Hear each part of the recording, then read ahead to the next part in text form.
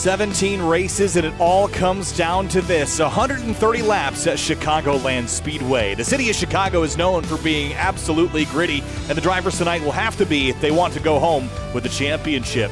4 drivers, Jake, John, James, and Travis, go at it tonight.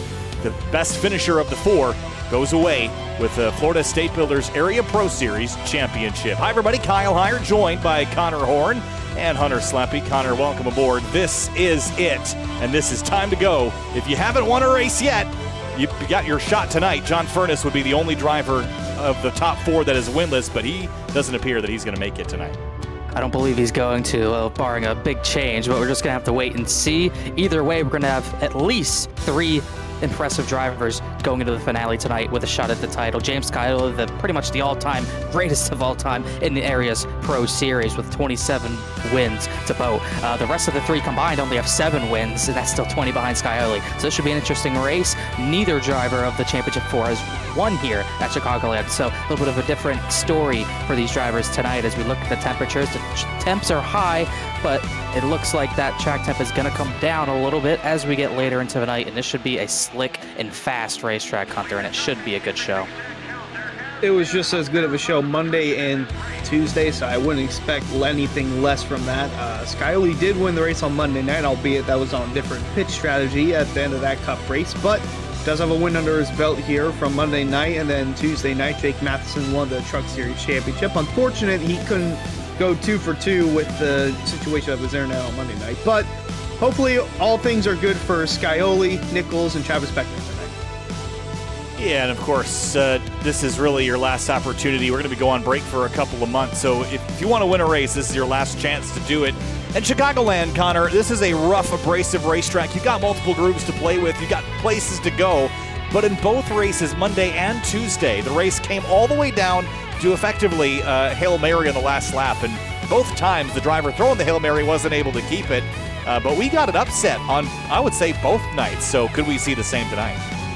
Yeah, I think we could easily see the same tonight, but I think this race might get more spread out than the other 2 nights. We saw the Cup cars and the Truck Series. The Truck Series got more spread out than the Cup Series race, I believe, but those top 2 in the title fight, which were Jake Matheson and John Hall Tuesday night, were neck and neck pretty much the entire way. And like you said, it came down to pretty much a Hail Mary from John Hall on Tuesday and Jake Nichols on Monday, neither getting the job done. But this race could get spread out. You need to be in Hail Mary range, and that's going to be tough to do, especially if we get a green race, which we've seen on Tuesday, and we had a green second half of the race on Monday night. As we go into qualifying, we got a lot of non-playoff drivers trying to cap their season off on a high note. One of those, JT Poole, he almost stole the show Tuesday night, almost got the race victory, fell back at the end, whether it was old tires or just letting the championship 2 race it out, doesn't matter. But he goes second on the board into a wall after his lap. It's only second to Alex Bell in the 15, which would be a great qualifying run for him, Hunter.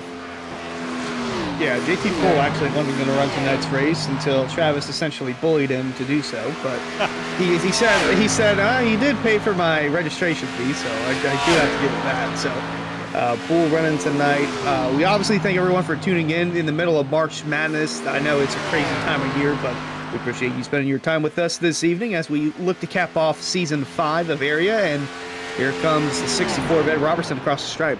31.063. And that's good enough for 3rd on the board of the 7 drivers who have qualified thus far. Casey Lakatos will be the next one to take the green in his number 50.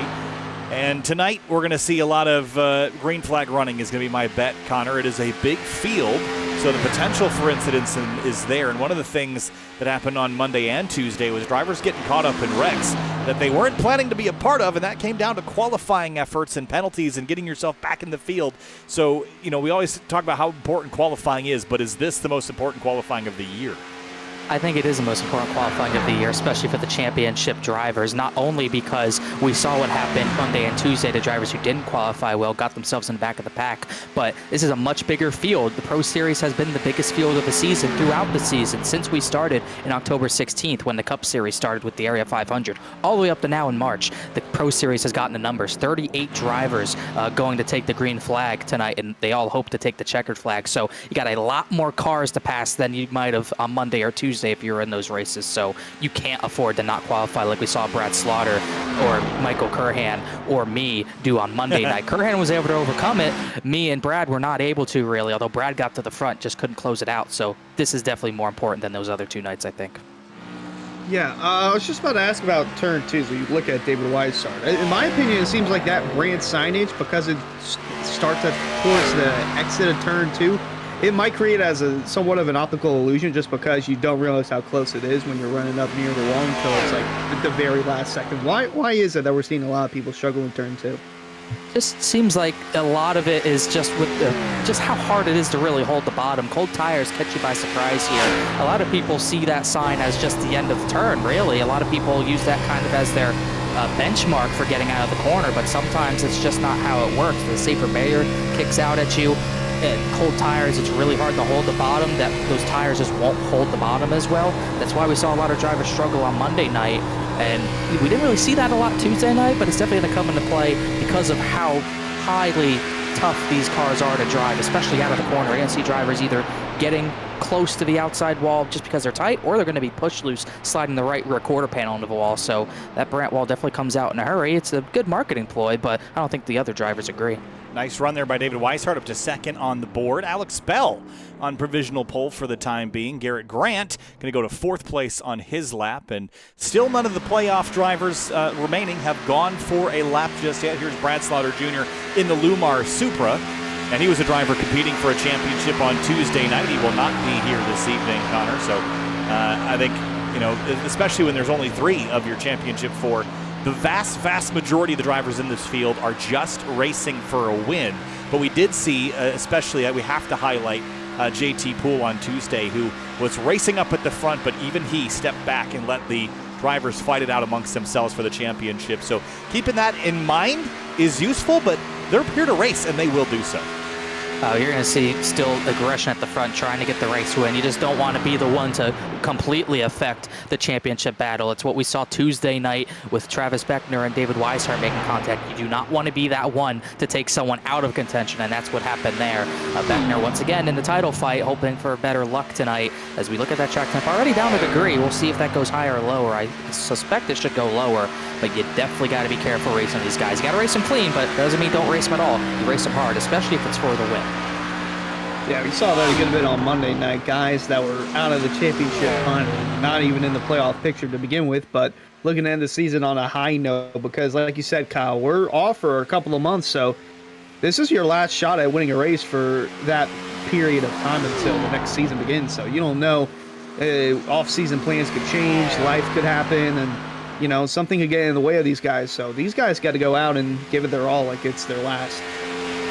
And Pierce across the stripe, 31.078. That's a decent lap. That put him 6th. And one of our playoff competitors, actually 2 of them are now on the racetrack. Jake Nichols is going to be the first one to take the green flag off into turn 1. Multi-time champion on the Cup Series side, Connor, makes a transition over to the Pro Series this season. Came up just shy in the championship battle for the Cup Series on Monday. And we saw Jake Matheson come short of winning the Monday championship. He went home with one on Tuesday. So is this Jake Nichols' turn tonight? I would think so. I would expect him to probably be my pick. We'll see how he qualifies as he comes across the line 3rd. So that's a pretty good time there. I'll put him top 10. Beckner's going to be the next one to post a time. But this is an important race for Nichols to keep the streak going. He could still have 4 straight seasons in a row with a championship in area. It just won't be that Cup title where he was going for 4 in a row. But it's been maybe not the dominant season we expected from him. James Scioli's still the dominant car wins-wise. Nichols got his 2nd last week at Auto Club. Carries the most momentum into this race. But we'll see if Beckner can snap that momentum. He comes across line 177.264. He goes 6th on the board, so not quite to the 73, but pretty darn close, as now it's James Scioli's turn to put a lap down. Looking to put down the Rick's Hot Sauce fastest time of the day, so he's on the front straightaway there, and the Rick's Hot Sauce number 7. Said that he hasn't been able to talk about them too much this season, but what an amazing way to cap off the season if he's able to do so, winning the championship. Going to run close to the wall here, 1 and 2, keeping it on the high lane and giving all the momentum he's got down the back. Let's see what James Scioli has got. Last season, he was just so hard to beat. It felt like in every series. This season he has been defeatable, but not here. 5 wins out of the 16 races that we've had so far. That's almost a third of them. Across the stripe for Scioli, 39.23, and to the top of the board. Yeah, that's James Scioli. Connor Yaroshak goes faster, though. We didn't even know Yaroshak's return. Took some weeks off after the speeding penalty took him out of contention. He could have very easily been the favorite coming into this race if it was not for that. But back tonight, mainly because No Road to Pro tonight, he goes provisional pole, and he might stay there. Jordan Martin might be the last driver to try to eclipse that mark. Yeah, Munsell up there as well, P5, Elwood P7 there, as Jordan Martin looks to put down the final time in qualifying. Going to be close, but I think he might have enough time. Across the stripe for Jordan Martin, and we'll see what he's got. 176.4 miles an hour, 31.184, drops him 22nd. And that is it. Checkered flag is out, and 6 drivers do not qualify. Running buoy all the way down to A.J. Roderick, and that will conclude our qualifying here for our final race of the season. And it has been a good one. Race fans, make sure you subscribe to the Area iRacing Twitch channel to catch the return of the Area Series in a couple months from now. As a subscriber, you'll have Area iRacing emotes to use in the chat. You can also earn double channel points as a subscriber that you can use to redeem for free merchandise, all at the price of just $5 a month. That's twitch.tv/Area iRacing. And if you're looking to eat healthier in 2024 without having to spend extra money, HelloFresh is here to help. Choose from over 40 calorie smart and protein smart meal options each week. Every meal arrives pre-portioned, giving you less time to prep and more time to enjoy your meal. HelloFresh also gives you free breakfast for life with an active subscription. What are you waiting for? Click the link to get started with America's #1 meal kit today and use the coupon code to save 50% off your first box. Go to twitch.tv/Area iRacing, HelloFresh. So in the moments of calm before the chaos here in the Windy City, we're in Joliet, about an hour to the southwest of the city of Chicago. And well, this is a home track to me. I've never really actually been here because I moved after the track was kind of shuffled into retirement, at least semi-retirement, as the Chicago street course idea popped up. But Connor, it's got a lot of unique characteristics, including that back straightaway, and that has been Calamity Corner a number of times this week. Yeah, we've seen a few instances in there. I remember one on the Cup side was not involved in it, got by it. But, yeah, you got to be very careful because that's where business really picks up there in the front straightaway, the tri-oval, because you got that big apron on the front tri-oval to make moves, and you're probably going to see 3-4 wide, especially on the restarts with a 38-car field. So that's where we can get crazy as well. It funnels very narrowly down into turn number 1. We saw contact into turn number 1 in one race as well, and we saw turn number 4. If you're not careful, not looking to your outside, you might come up and right to the side of someone. We've seen crashes everywhere on this track, although there haven't been that many crashes, but they've all been in different spots. So this track can be, it's not really Calamity Corner, it's just Calamity Chicago. So you got to be very careful, especially with a big field tonight. Everyone's just got to get spread out pretty quickly and hopefully avoid contact. Well, the temperature has fallen under 100 degrees. Let's roll through our starting lineup here tonight. Up on the front row in his return to the Florida State Builders Area Pro Series, Connor Yaroshak. Coulda, woulda, shoulda. He's not in the show tonight as far as the playoffs are concerned, but James Scioli looking to defend. He rolls off second in that number 7. How about Alex Bell, one of those Century United cars dressed in black tonight for what could be their final race as a team. Alex Bell puts him third, 32nd in standings though, but a great qualifying run. David Weishar, who won 2 of 3 races here in Season 4, starts 4th. Justin Munsell rolls off 5th in the number 6 Toyota Supra, and Jake Nichols, the second of our championship 3 that have shown up tonight, rolls off 6th. 7th position will be Alan Elwood, winner about 2 or 3 weeks ago in Iowa. JT Poole trying to close out the season with a win himself, was so close Tuesday night. He starts 8th tonight. 9th place, Garrett Grant in the number 5 Ford Mustang. Travis Beckner, the 3rd and final entrant for our final 4. He is going to roll off 10th in the number 27. So all 3 of our competitors in the top 10. 11th place will be Bronson Stafford, a number 61 Supra. Alongside him will be Ed Robertson, who's still in his McDonald's throwback from back in Darlington, but looks pretty good. He starts 12th. 13th place, Ben Pierce of the 65, Shane Therian, 14th in the number 9 Supra. 15th place, Justin Sogak went for a wild ride last week. He's cleared to return to e-competition this week. He starts 15th. Brad Slaughter Jr., so close 2 nights ago, could not get done in trucks, but he'll start 16th tonight. 17th, Bryce Senesac in the 09, and 18th, Chris Rabel in the 29. Rounding out the top half of the field, Cameron Hearn in the 4-car could be his last race for a while. Case Lacatus, same for him. We'll see where he goes. He starts 20th. Alex Weaver rolls off 21st in the 62. Jordan Martin 22nd in the 38. 23rd place, Jeremy Miller got his best finish of 11th last week at Auto Club. Delonte Ballard, his teammate, DeLont Ballard, his teammate, starts 24th. Matthew Bell starts 25th at the 43. Shane Abbey 26th in the 84. 27th, Greg Mitchell, playoff driver, eliminated first round. Julio Villalobos Jr. starts 28th. And the rest of the field scrolling along the bottom of your screen as we get set to go racing tonight. One final time in Season 5 for the Florida State Builders Area Pro Series here from Chicagoland Speedway. Race distance 130 laps. Guys, pick me a winner, and Hunter, let's start with you. Jake Nichols. Dang it. Connor, go ahead. I'm going to go a little crazy. Scioli's going to be my champion, but race winner, I'm going Euroshak. He's way too fast to not win tonight, I think. All right, I'm going to go... Well...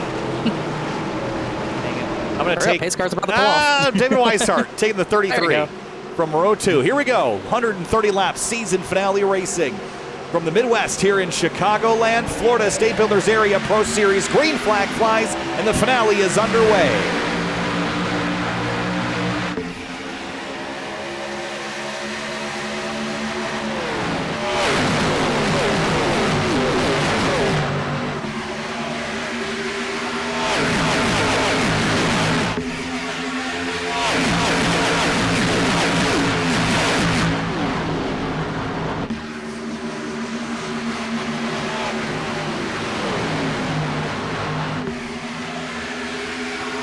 Lap 1 complete, Euroshak leads it, and Weishart and Munsell got very tight door-to-door down the front straightaway, and already people up on the wheel here, Connor, as laps start to tick away. I've never seen anyone do that on the initial start as the leader. Euroshak went way to the apron to get a jump best he could. Didn't really get him much of a jump, but he's in the race lead regardless. Scioli's clear for second, just about over Alex Bell. Weishart's now looking for that position, as we're already seeing drivers near the wall like Weishart, and a lot of drivers on the way bottom, though.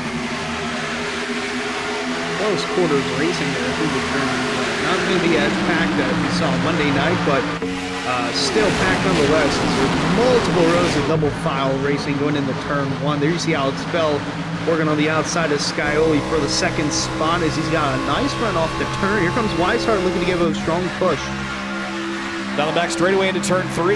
Bell goes up to the high side here. And this is multi-groove, but maybe not the same way that Fontana was last week. Look at the run Bell got out of turn 4. He's coming for the lead now on the outside of Euroshak. This would be a great finish to a season if he could get any sort of top 5. It was, I think, internet issues, mainly storms, that took him out of a top 5 run last week, but he could be in for maybe another potential top 5 run. He goes to the lead on lap number 4 around Euroshak, shuts the bottom off there, weaving a little bit, maybe some Indy 500 snaking.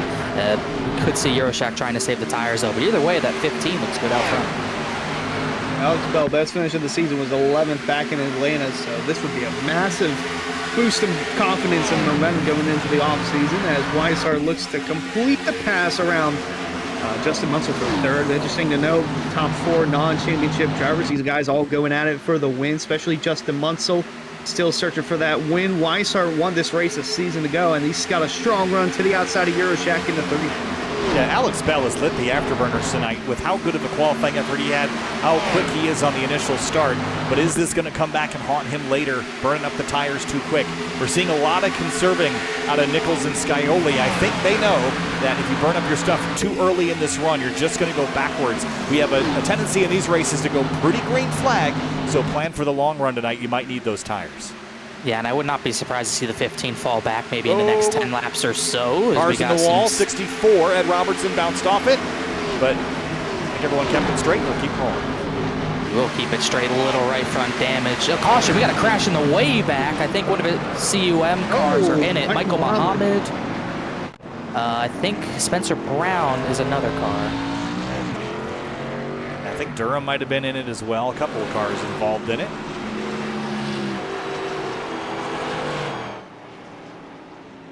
Go back and have a look. Not a good end of the season for him. That's 2 races in a row.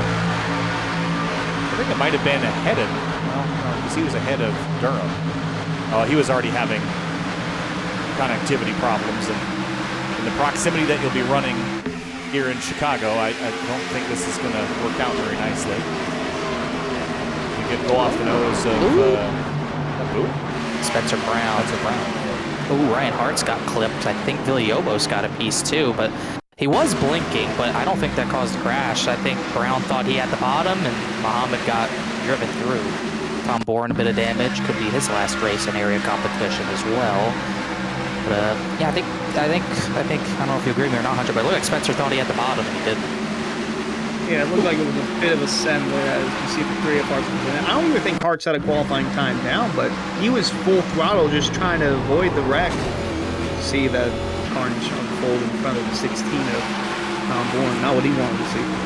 No, I think I'd concur with that assessment, which looked like a real big send very early in the race. Or he just misjudged and thought that the 77 wasn't going to come down the racetrack that much, but not quite enough room early in this race. But that'll trigger a yellow for the first time today, and there are 5 cars on pit lane. Muhammad is definitely out. I imagine that some of these other cars will spend some more time on pit lane, but they look repairable. This one maybe not, at least to any appreciable degree. That was a pretty big hit there for Tom Bourne. Yeah, and it's not been as good of a season as he hoped for, and that might be his season over, because that is a lot of damage. You can see the right front's kind of bent up, and obviously no hood doesn't help either. Nose is punched in. Tough end to a potential end of his season, but Travis Beckner had a good initial start. He went 10th to 7th. Yeah, I see you staring at us, Travis. Still a little bit behind. There's the yellow flag. He pulled it out for us again. And he's still a little further behind his not his teammates, but his competitors in this championship fight, but he made good progress quickly. Well, at least he's not doing it under green, and looking back at it, it's going to be an interesting season if Beckner wins this championship. Doesn't have as many top 5s or top 10s as the rest of the playoff competitors, or championship contenders, I should say, but has that one win from Bristol where it was just an amazing last lap pass. 180 laps led, average finish of 14th. That's the lowest of the championship 4, well, I should say championship 3, because John Ferguson has been, but looking to play it cool, calm, and collected. It's still early on here in Chicagoland. That's the thing, is if you look at the average finish, Jake Nichols' average finish of 7th with 2 wins. James Scioli, his average finish is 12th. So, Hunter, that tells you that Nichols has really been the star achiever as far as consistency is concerned, but Scioli has just been lighting up the win column.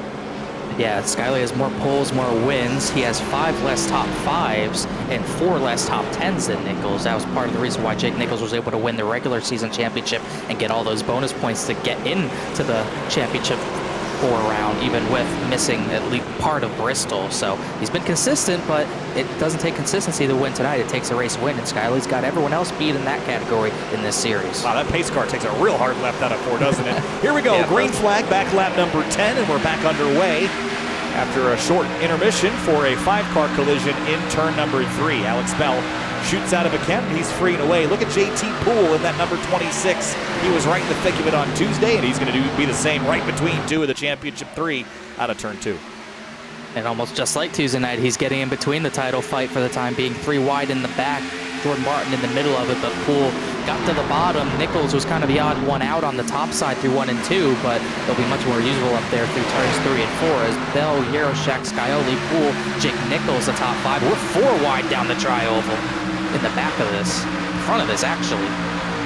Ooh, man, that is close right there. That's Garrick ran in the 5 there. The area's Ironman still running strong in the top 10. Elwood having a good run so far, but they're in the back part. You see, oh man, that is Slaughter looking to the inside. I was just about to say, Casey Lacoste, the black number 50, he's having a good run inside the top 10. Here comes 09, Senesac with a strong run to the outside. That big movement here by the 50 and the 15. Lacoste kind of walled the 09 of Senesac there a little bit out of turn 4. It's tight quarters here at Chicago. Mile-and-a-half racetrack, but it feels very narrow, especially on corner exit. And up the outside comes the 09. He's going to throttle up here. But Lacoste slips, and through comes the green and white car. Look out, everybody scatters.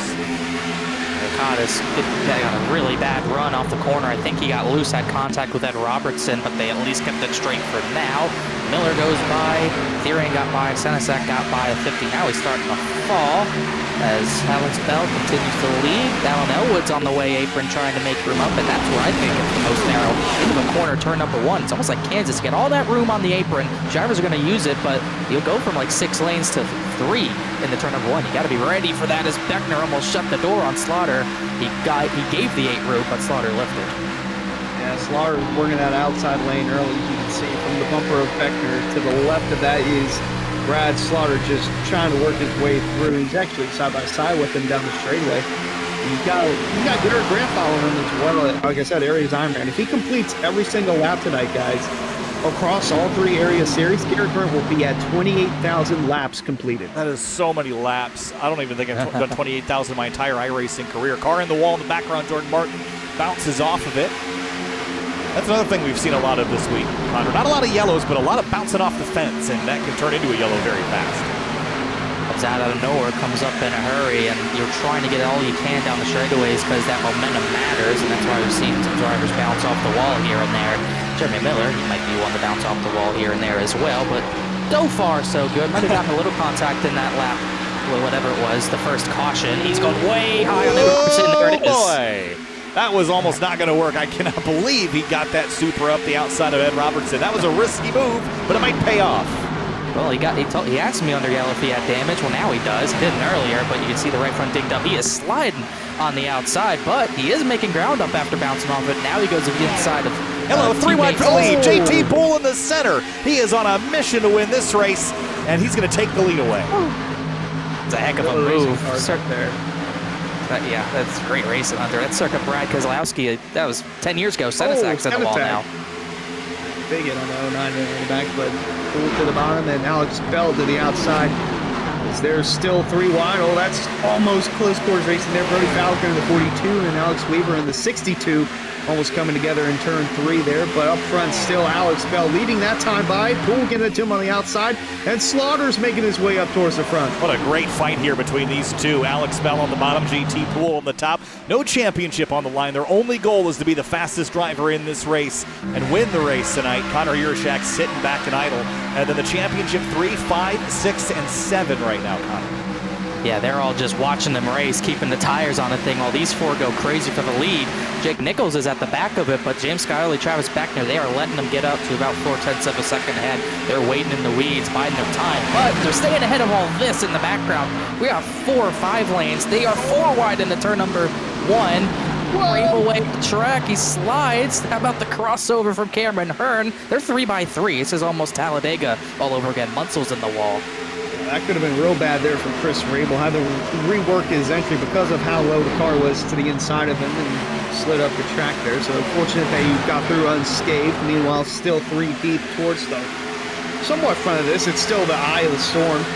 Got Matthew Bell right there in the middle of that. Casey Lacadas as well. Lacadas looking to end the season on a high note for Central United Motorsports. They've announced their departure from area after this season and after this race. So we want to thank Central United for all that they've given to area throughout the course of the last couple of seasons, as up front the battle still continues for that lead. I mean, this is like a miniature version of Auto Club, Kyle. I mean, they call Chicago the Windy City. I didn't expect it to be a hurricane, though. I mean, there's just wind's blowing in every direction right now. First is a battle, the 18th is a battle, 30th is a battle right now. You can't get away from it on the racetrack, but just big moves being taken here, big liberties, and a lot of giving and a lot of taking early in this race, but Connor, I don't think there's going to be a lot of giving later in this race. There's not much giving right now. Poole got, Brad Slaughter got to the inside JT Poole. Poole put the pinch on him, got the really sideways corner entry. Now that battle subsided for now. We're still 3 wide back here with that Kevin Harvick's paint scheme on the 62 of Alex Weaver. 3 by 3 for about the last 5 laps. Now we're back to 2 by 2, 3 lanes deep. Weishart's in the middle of it as well, the most recent and only winner at Chicagoland. But he's way at the back at 18. He started 4th. Look at this move. That's not going to work easily. Well, that was an easy decision to back out. He had come to pit lane, Connor. That's why he is down this far. And I don't know that I would have not done that, but he wanted to try something, I suppose. But he's now, look where he is, 13 lap pressure tires, 7 lap pressure tires, sorry. But he has gone effectively nowhere since the restart. One person who's starting to fade. We are starting to see that 15 fade. Alex Bell's back to 4th. Might go even further back. We'll have to see. But I kind of agree with you, Kyle. I didn't see the reason to take fresh tires there. He is faster, at least when he had some clean running time. He was a little faster than the leader, but it wasn't by much, and I expect that to even out before long, as we're starting to see our first title competitor actually try to get to the front. Jake Nichols, at least half a second ahead of James Scioli. He's about to go for the race lead on JT Poole to the outside.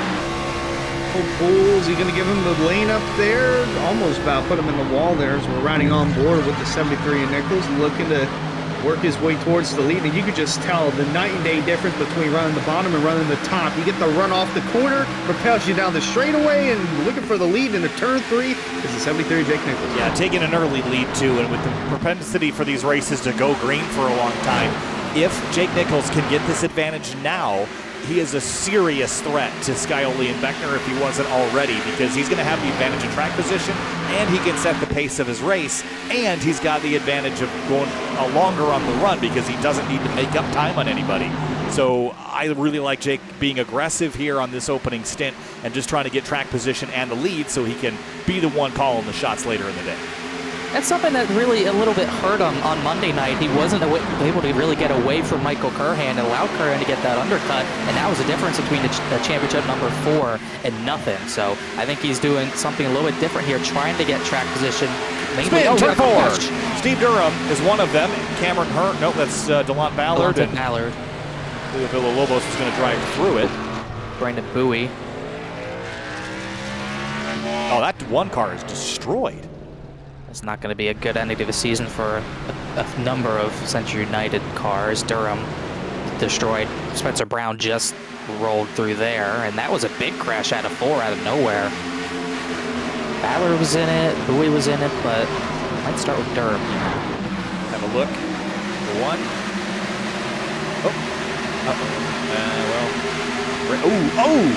Oh, man. Oh, Ballard got absolutely... That is an ugly wreck. It is, and I don't think... I mean, the blinking could have caused it, but it didn't look like something like that. I think it looked like he just throttled up too much, got loose, and then Rabel gets a piece, but Pierce, and then Bowie, Ballard, huge hits there. Villalobos kind of just had to take evasive action. You can see him get sideways there. Oh, man, Ballard never saw it. No, he's just blindsided. Just absolutely blindsided. Villalobos actually got through. He was on board here. He saw it coming and just couldn't change momentum of the car quickly enough. He's had nothing go his way. 2 weeks, last week Auto Club caught up in a bunch of crashes, wasn't able to get into the Final 4. Much better tonight. Well, pit stops, and lots of them, and David Weishart stays out. A lot more laps on the tires than compared to the advantage he did have. We'll see if he can stay up there. As we'll see, make sure you get into your stall. Skylerly very conservative as everyone's in, and everyone will soon be out as Ryan Hartz might have gotten the lucky dog, not quite sure. He was 6 laps down actually, so he's taking a wave as we'll see the race out of pit lane. Skylerly's out, Poole trying to get him. Look at him speed up, but it's Connor Yeroshak with stall number 1 getting the first place position. Oh, did it give second to JT Poole? I was just about to joke that Nichols needed another foot to beat out JT Poole. I still don't know how he didn't. I don't even know if that was him or it might have been someone else, but that was still absurd, Kyle. On Monday? Guy was a full foot ahead of the car. It wasn't even a foot. Yeah. It was like an entire car length and the entire time down pit lane. He still got beat out somehow. And it sounds like Jeremy Miller has gotten pipped for speeding. He will drop to the tail of the field. He was up to 11th even with the wall contact, but it is going to be tough to get back through this field. Even with 100 laps, it's hard to get that many positions back as Weishart should keep the lead. He should stay out here. I would not expect him to come down. And looks like Spencer Brown and Ryan Hartz were hoping for a wave around. They're going to get denied wave arounds, and Yeroshak will be the first one on new tires. I guess for David Weishart, I guess I can sympathize a little bit with this strategy, but not at the extreme that it ended up at. Had this caution been 10 laps ago, I think he would have looked really smart. Yeah, it would have been a little better, but now with that yellow lap 25, he put himself in a bad box here, and he's on an island on his own, and there's no way he's going to escape it. He's probably going to drop not too hard, as you can see, 20 more laps on the tires. It's going to be roughly 17-ish with caution laps, but yeah, this is going to be tough for him to make work, and I'm sure he's probably hoping for maybe a 40-ish lap run and hoping this doesn't go to the end. If this goes on the long run, this could go in favor of Weishart. But the one race we did have last year, late caution with 24 to go. They kind of mumbo jumbo things up, but we'll see what happens in the end. But this could, if this does go green in the end, Kyle, this could work out in favor for Weishart. We'll find out. We'll get the one to green this time or next. Race fans, head over to simwrapmarket.com for custom iRacing paint scheme templates that are simple and easy to use so you can stay more focused on the racetrack. That's simwrapmarket.com. Lights out on the safety car, and next time by, we're going back green. Weishart to the bottom, Urashak to the top, and Nichols, Poole, Bell, Scioli, the rest of your front three rows. Travis Beckner will restart in 7th. The dark horse just hanging out here, Connor. Maybe not the fastest of the three so far, but he is in position. Might be cautiously aggressive tonight after Tuesday night's issue, something that was completely out of his control. So he's probably going to be tiptoeing a tiny bit just because of being aware of what happened Tuesday night, but he will turn up the aggression when it matters the most, and he's probably just going to watch these two hopefully battle themselves into worse tires and try to pounce on him. But they've got to get the Nichols first. If he gets clean air here and then gets an even bigger gap than what he had, it's going to be tough to catch that 73. That goes for Scioli as well.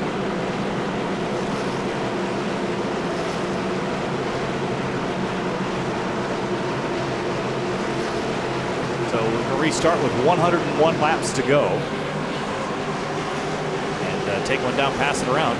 David Weishart on the lead here for the restart. Lap 30 of 130 in the Florida State Builders Area Pro Series finale. Green flag, we're back underway. Good jump for Weishart, but it was actually Jake Nichols who might have gotten the best restart there. He gets the 3rd from restarting 5th. And Urashak, just like restart number 1, he got back in line, and now he has a run for the lead. Here comes Scioli for 4th. Oh, spin, back straight away. Back. I think it's Brandon Bowie. Back out, yep. He immediately said on the radio his fault. And Weishart will keep the lead. It's actually pretty big for him. Scott in the wall, and then, just turns left across the nose of Ryan Hartz. Carlo! Yeah, that one you can't really get away with. It's a good thing he noted that he was at fault for it, because camera doesn't lie, and I'm sure Ryan Hartz is not stoked about that. Yeah, like I said, Bowie immediately over the radio. Miller used up to 78 there, but yeah, Bowie, I think, trying to get out. That was a crazy move. He saw the momentum he had on the 78, tried to make a move. I think if he stayed a lane up, maybe it works, but yeah, definitely not clear going that far down, and damages his car a little more, damages the 3 car, who's been pretty beat up already a little bit more. So get another restart, and David Weishart gets another few laps to cling to the race lead, I should say. Yeah, but that's tough for the 3 of Ryan Hartz, just trying to make it through. This has been a season to forget for the 3. Best finish came at 4th in Homestead, and then his last top 10 was 10th at Talladega, so really hasn't gone much in favor of the 3. He does have a couple of poles on his name, but you'd like to get a win in top 5s and top 10s and contend for the playoffs, which unfortunately he wasn't able to do. But just trying to end the season on a strong note is the 3 of Hartz. Already it's been put in a damper, involved in 2 separate collisions, neither of which were his own doing, and neither of which he had any chance to avoid, really.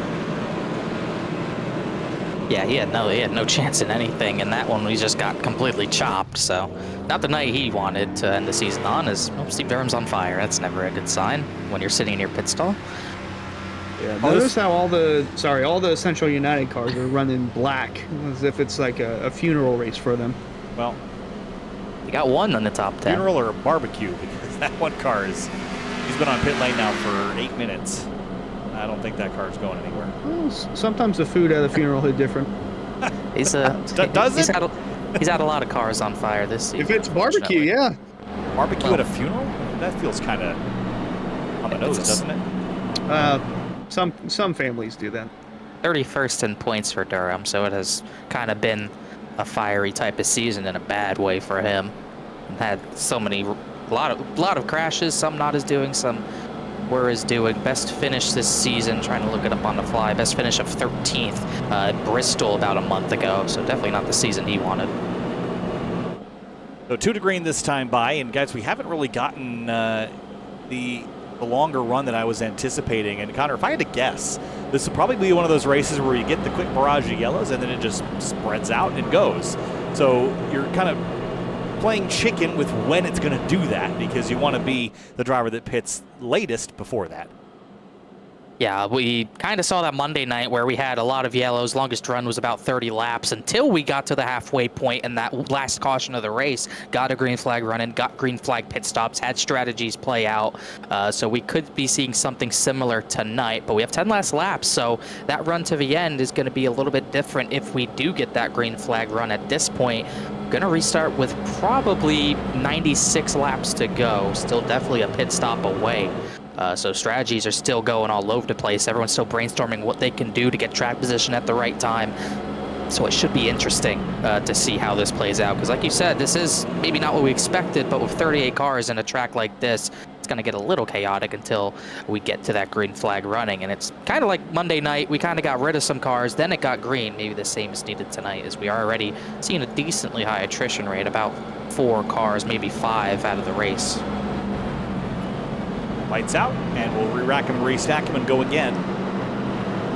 High start on the bottom, and then Connor Urashak up on the high side. And Connor was going for the lead. He might have actually had a nose ahead, but yellow came out. Previous loop had Weishart as the leader. So Connor, as you pointed out, David will get to lead a few more laps than he might have otherwise. And Jake Nichols restart in row 2, James Scioli in row 3, and Travis Beckner in row 4. 3rd, 5th, and 7th, all the odd places on the inside line are where our playoff drivers reside. And we'll see if Nichols could maybe get to that 2nd position. I thought he was going to have a shot at Urashak Alpha 4 if that played out, because I think he would have been on the inside. And if Nichols went to the top, could have had a better run. So see what he can do. We'll see if Scioli's strategy and Beckner's strategy changes up. Maybe they get a little more aggressive on this run, because any restart could be the final restart too.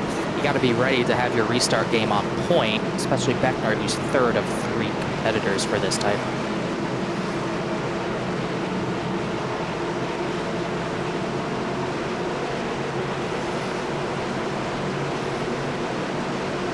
Here we go. Pace cars off and restarting. Lap 35 of 130. Green flag back in the air here in Chicago. Urashak didn't get going that time, so Nichols is going to get the 2nd. Scioli might follow in 3rd. Beckner is too far back to follow up, but Nichols actually very conservative on the bottom out of 2. And Urashak's going to get back to his outside. Side by side down the back end of 3. Nichols on the bottom of Urashak with the other Miller Racing car to the outside of Scioli. That's JT Poole. And the other Championship 4 driver, Travis Beckner, running in 6th, but on board the bumper of Weishart. They're going to be splitting in 3 wide in the middle, look like. Urashak has that lane on the outside of the 1. Yeah, Urashak not waiting around. Took a couple-week break, and he's right back in the thick of things. Look at JT Poole's going to have a big run, and Weishart is going to just be a sitting duck here. Dustin Munsell kind of shuffled the 15 out of the way in the background. And here comes Jake Nichols to the bottom, looking for 2nd on Poole. Yeah, he's a sitting duck, not a lucky duck like Scioli on the Cup side, but definitely going to drop here. Now he's on the top side. Best place Weishart could probably be to drop back is that higher line.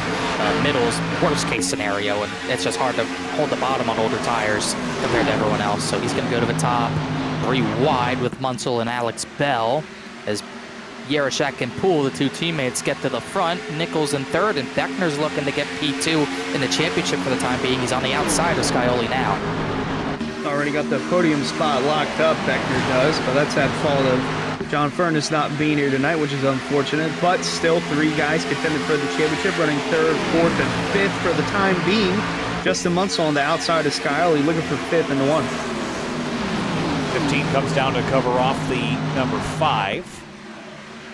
That 27 Now right behind the 73 of Jake Nichols. Maybe it doesn't help that he's been at drawn the ire of the 7 and the 73 at different points in the past. And so this is, well, I think everyone's on kind of on score 0 heading into the night. It doesn't mean it couldn't be that, as the 33 was really struggling out of turn 4. He's dropped to 14th, and the bleeding continues, Kyle.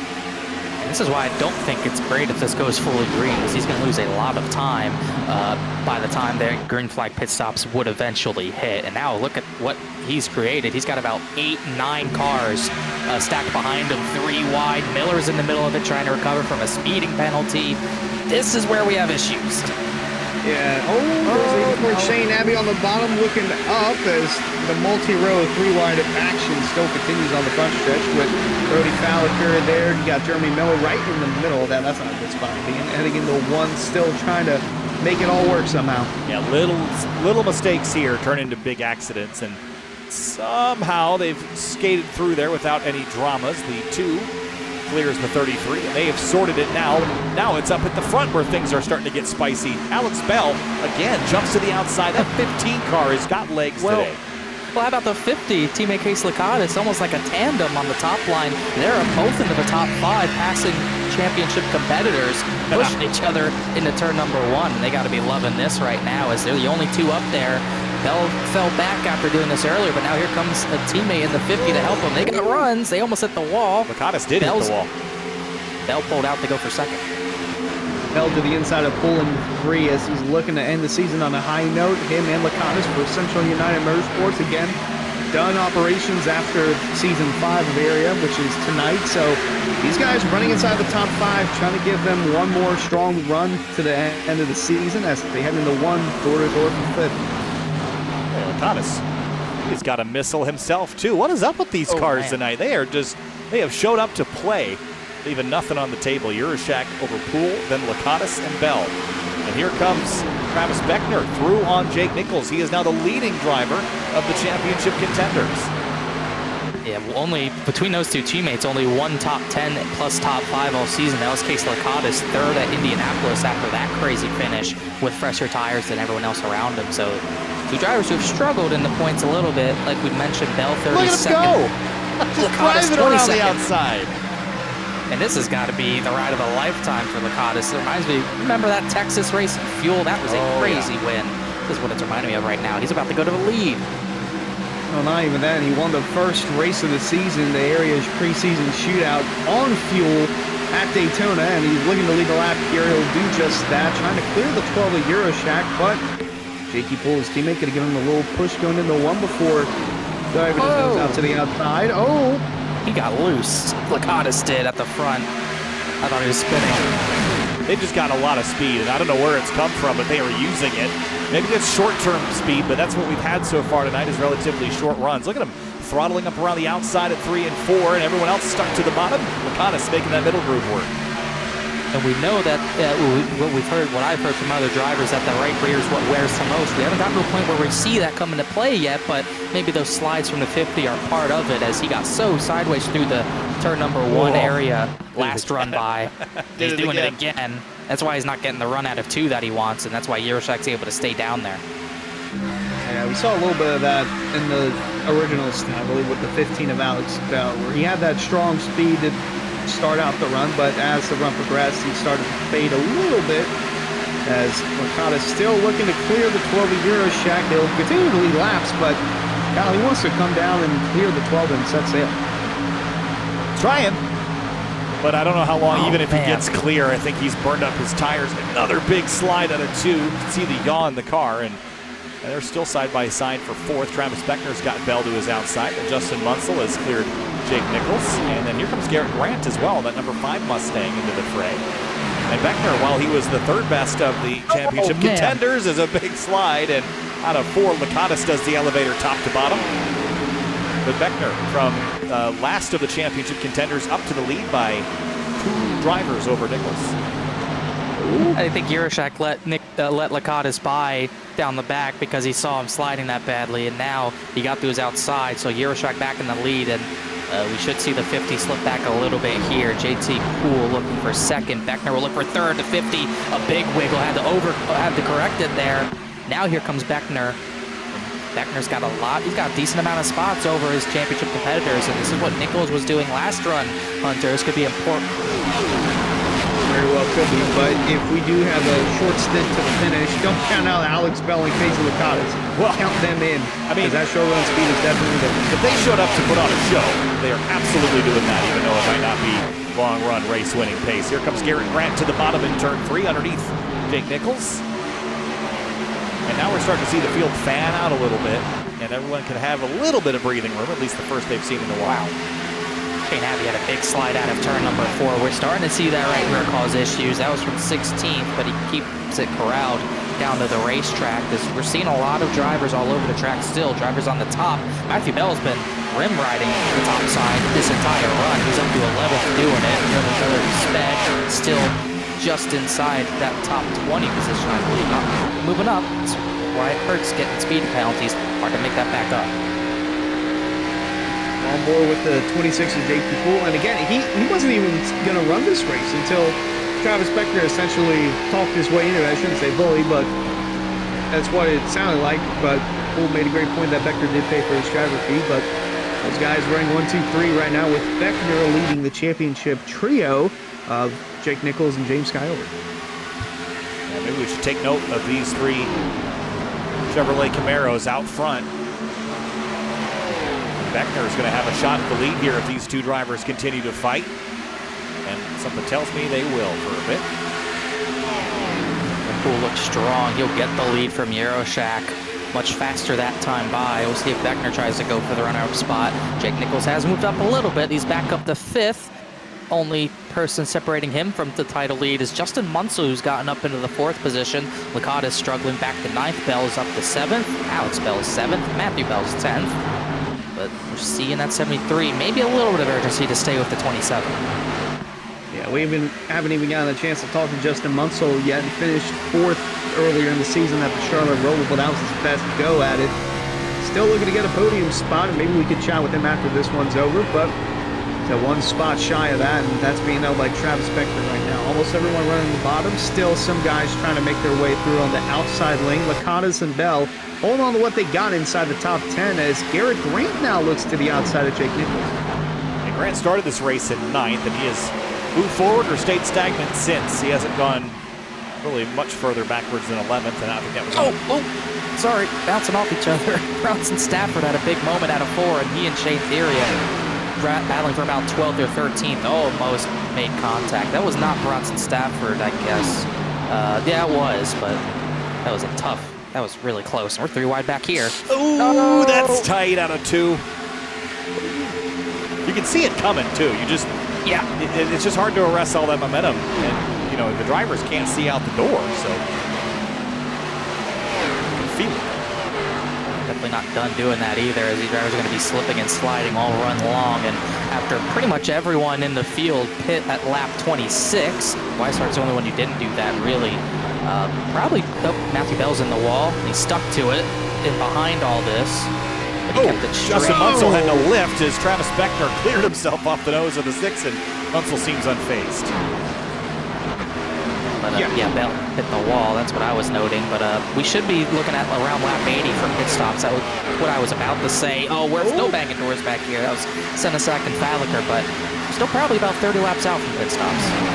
Might look at them a bit earlier if they're going to continue racing like that, and might trigger a caution. Won't be under green in that case. Yeah, they're getting pretty racy here. The top 5 are under a blanket here. Yeah, Garrett Grant is coming to the front, almost up to 4th. He goes to the outside of the 6 of Munsell. Are we just seeing comers and goers then? Because we saw this with the 15 and the 50. Now they're 8th and 9th, and 5 is driving forward. So are we just going to see drivers that are good in the short, drivers that are good in the mid, and drivers that are good in the long, just kind of trading and the revolving door up in the front here? Well, every driver's got their thing, and I think for the 73, part of their thing is long run speed. That's why they're 6th and 7th. The guys we don't see at the front near the end of the races are usually those guys who are not great long run, those guys who really wear their stuff off, like the 15, like the 50, like the 5, and a few others. There's some drivers who have that middle run speed. That's really when you carry that long run speed to the mid run, then fall off way long run. So definitely got the feel as Beckner goes to the inside for 2nd. Definitely have that feel that we're seeing a lot of drivers go back and forth because of the tire wear and how they're wearing those tires out, obviously. Yeah, as long as Garrett Grant's been in area, not too many people know that he's actually one of the original drivers to be recognized for saving tires in the early stages of area. And Jake Nichols kind of popularized that because of just how dominant he is. But Garrett Grant is one that knows his way with saving tires and when to use them at the right time. So he's on that same wavelength, but he's looking for third now from the 26th of JT Poole's best finish was 6th just a handful of weeks ago at Bristol. JT dropping some spots, but Travis Beckner moves up into second place. We're closing in on halfway. And for Travis Beckner, he would just absolutely love if this race went green from here to the end, because he's got that track position advantage I talked about earlier that the 73 had before the whole early yellow with the pit lane swap. So as long as Travis can maintain his speed and his position here, yeah, run it green to the end. No cautions, no funny business, no restarts. Let me handle it the old-fashioned way. And we'll see if he's able to make that work. Justin Muntz on the same boat. He just got way sideways out of turn 4. That's why Scioli's got a run on him for 6th, or for 5th, I should say. And all of a sudden, it's Jake Nichols, last of the 3 title competitors, in 7th. We start to see Central United drivers just limping around the track on the apron. But Beckner, oh, look at this mess. Beckner's trying to get track position for the end when it matters, like you said, but a lot of this type of racing could easily end that. Yeah, this is all outside the top 10, with the front of that being the 9 of Shane Terry. And unfortunate break for him last week at Auto Club, where internet issues plagued himself and possibly making the championship 4th. But right behind him, you got Brody Fowler trying to hold on to 13th with Greg Mitchell, Colin Farmer. I haven't talked about those guys much, and Go 9 of Sensex was in the wall a couple of times today, but still working the charge inside the top 15. JT Poole putting some pressure back on the 27, giving him a shove down the back straightaway. James Scioli has gone by Nichols for 6th. Look at the 8. Right up against the outside wall, trying something different. Meanwhile, we did have David Weishart lap 60. He did come down the pit 70 laps away. I don't know if he can really make it from here. He does roll back off, so he definitely doesn't quit. You can see him right side of the screen. So this strategy's really not going to work if he can't make it on fuel from there. So something to keep an eye on, Kyle, as the battle for the top 5, inside the top 5, I should say, continues. Justin Munsell trying to regain that 5th spot from Scioli, but to no avail there. Here comes Nichols to the outside of him, as the other 2 in the championship trio hunt looking to make their way closer towards the top 5, but it's not going to be easy. That'll wake you up off into turn 1 and just have a car slide across your nose like that. And Nichols will have this big run down the backstretch, and he'll use it to the bottom this time. Big run, and they should move up him and Scioli to 4th and 5th. Little ways to go to get to the top 3 low-dollar racing cars. Yershak, Beckner, Poole pretty much in a line, bumper to bumper. One chasing the other, one defending the other right now, as Garrett Grant still a little further off that battle. Beckner's in a great spot right now as we close in on halfway. Yeah, it's like they're protecting the 27 of Beckner. They got one in front, one in behind. He's that package that's wrapped in bubble wrap, Kyle.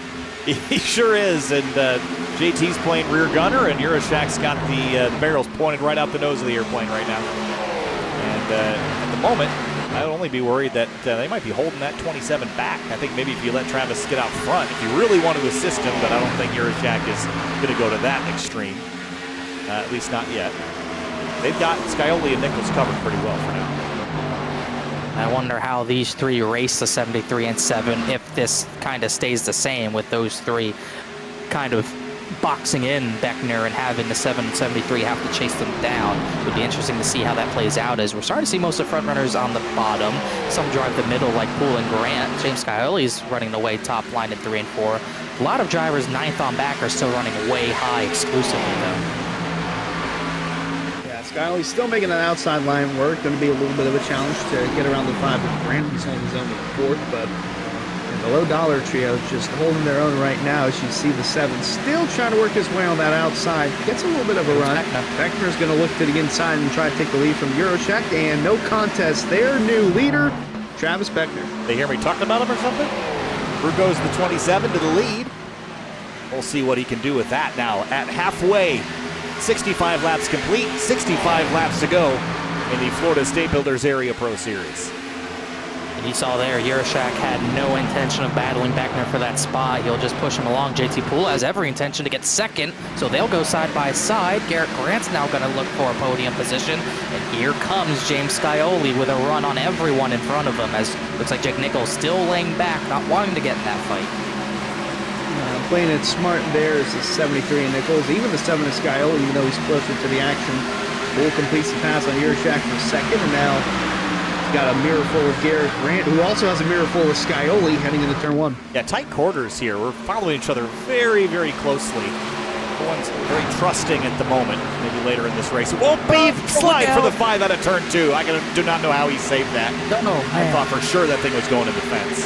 I thought that was title over for Scioli. I don't know how he kept it off of the 5. Jake Nichols as well. Lost him some time, but they saved race cars.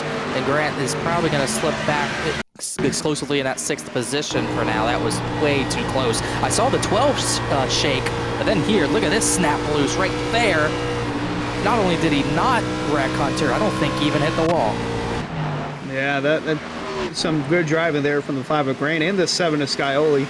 Both keeping their cars clean as again, the top 3 still Beckner, Poole, and Yurashak, although the order flip-flopped a few laps ago. But back there you see Nichols and Scioli duking it out for the 4th position, with the 5 of Grant and the 6 of Munsell duking it out behind him as well.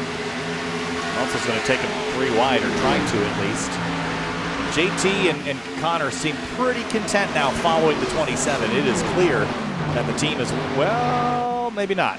I thought they were going to work together, but JT says, all right, bud, you had your chance.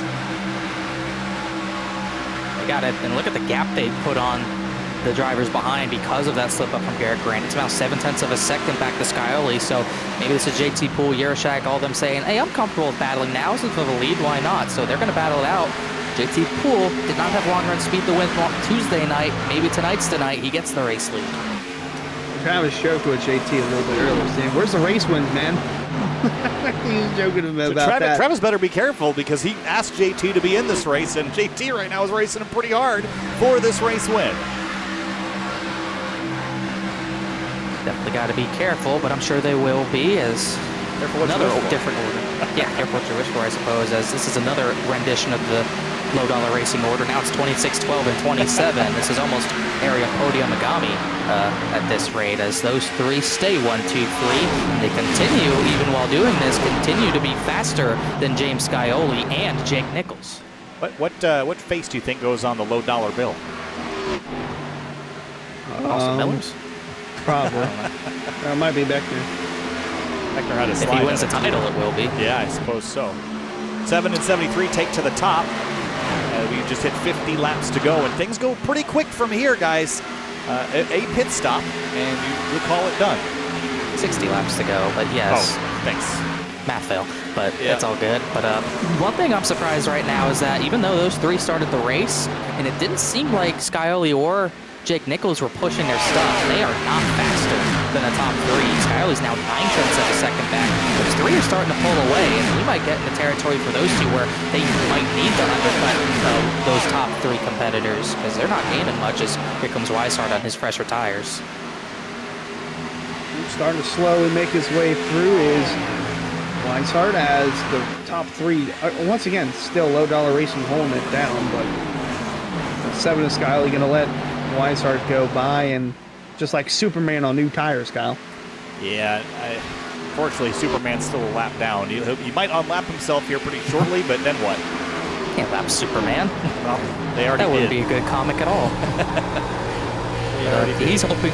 Yeah, he's hoping for when it cycles out, then he wants the yellow.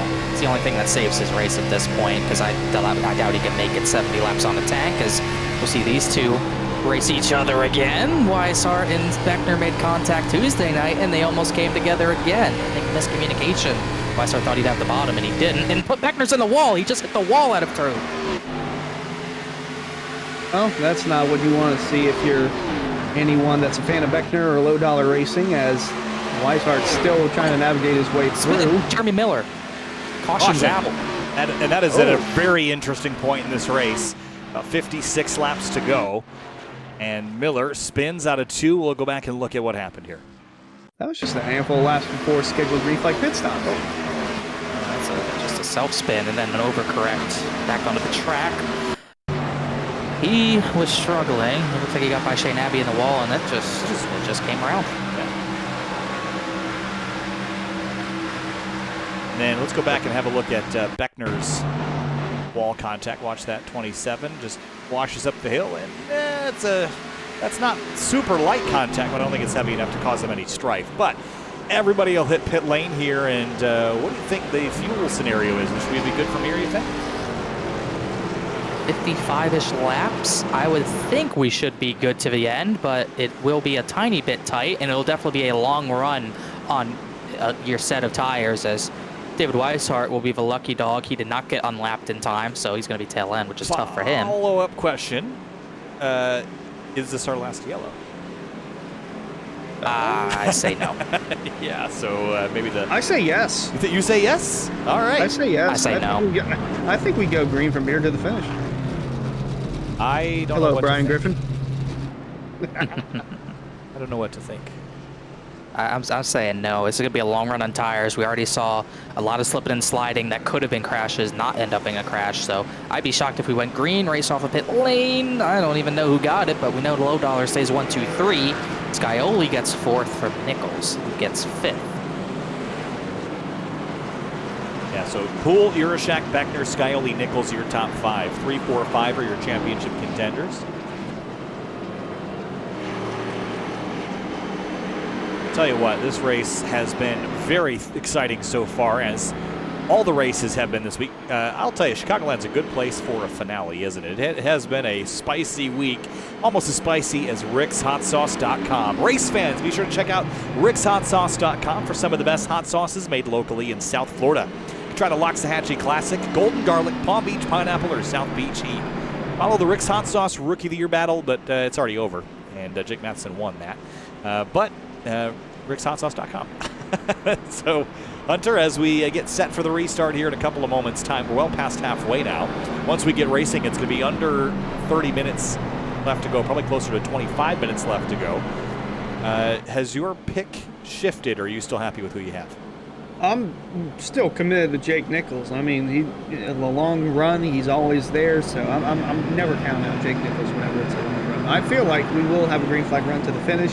73 is going to prove why he should be champion, which, by the way, he's won every Cup championship since he's joined, except for Season 5, so he still wants to be a champion in some sort of level and area, which that hasn't happened for literally since Season 1, where Jake Nichols, he's won a championship in something since he's been in the area, so it would be a surprise if he doesn't. Yeah, to go without a championship in a season where it's not like he didn't perform. He performed very well.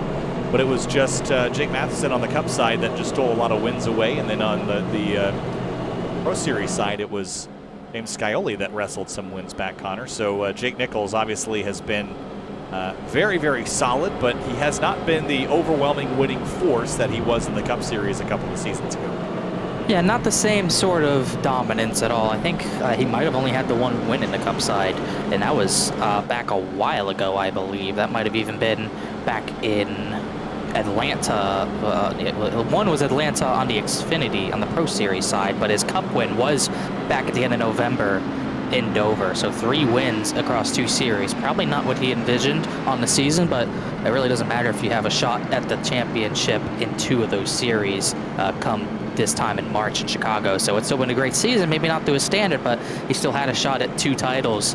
He still had a shot to go 2 for 2 coming into this week, and you can't ask for much more than that except to win 2 for 2. But he could still go 1 for 2 and 1 for 1 in Pro Series. Oh boy. All right. Well, I'm very interested in how this restart's going to go, Kyle. I would expect the low dollar racing guys to set up a preliminary blockage for the 7 and the 73, but also looking at the guys in the back like Garrett Grant, the 6th of Munsell, even the 4th Cameron Hearn, who's there in the top 10. I don't think we've talked about him all night, but some of these guys are looking at the season on a high note and with a win, still working their way through the field. Well, now we're almost about 50 laps to go. My math blunder a little earlier.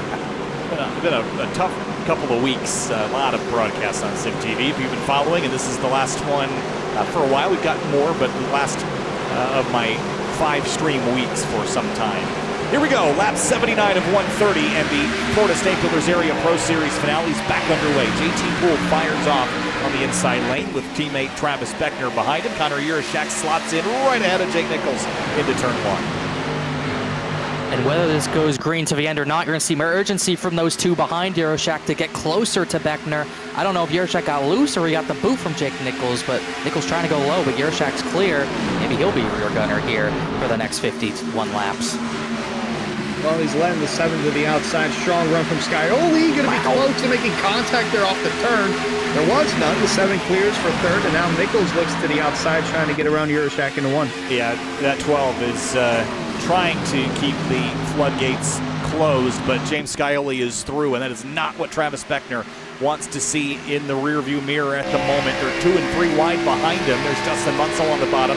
And then behind that, there's even some 3 abreast into turn 3. But look at the 7 now throttling up on the outside. Can that Rick's Hot Sauce Toyota get to the outside of the Calusa Pines Chevrolet? Here we go. 50 to go. He's going to look to the outside, doesn't have the run for it, but this is exactly what I thought would happen. This could be the final run of the race, so we're not going to see as much tire saving from those top 3 title competitors. They're going to try to get the track position over one another here. It's exactly what Scioli's trying to do here. He's got the right rear just barely from Beckner. Beckner's content on that bottom line, but Scioli wants the top spot in the title fight. He's going to look for it here in turn 3, actually going to just settle back in line, so going to put that top side for the rest for now as, still looking at the bumper. Shane Abbey had another big moment out of 4.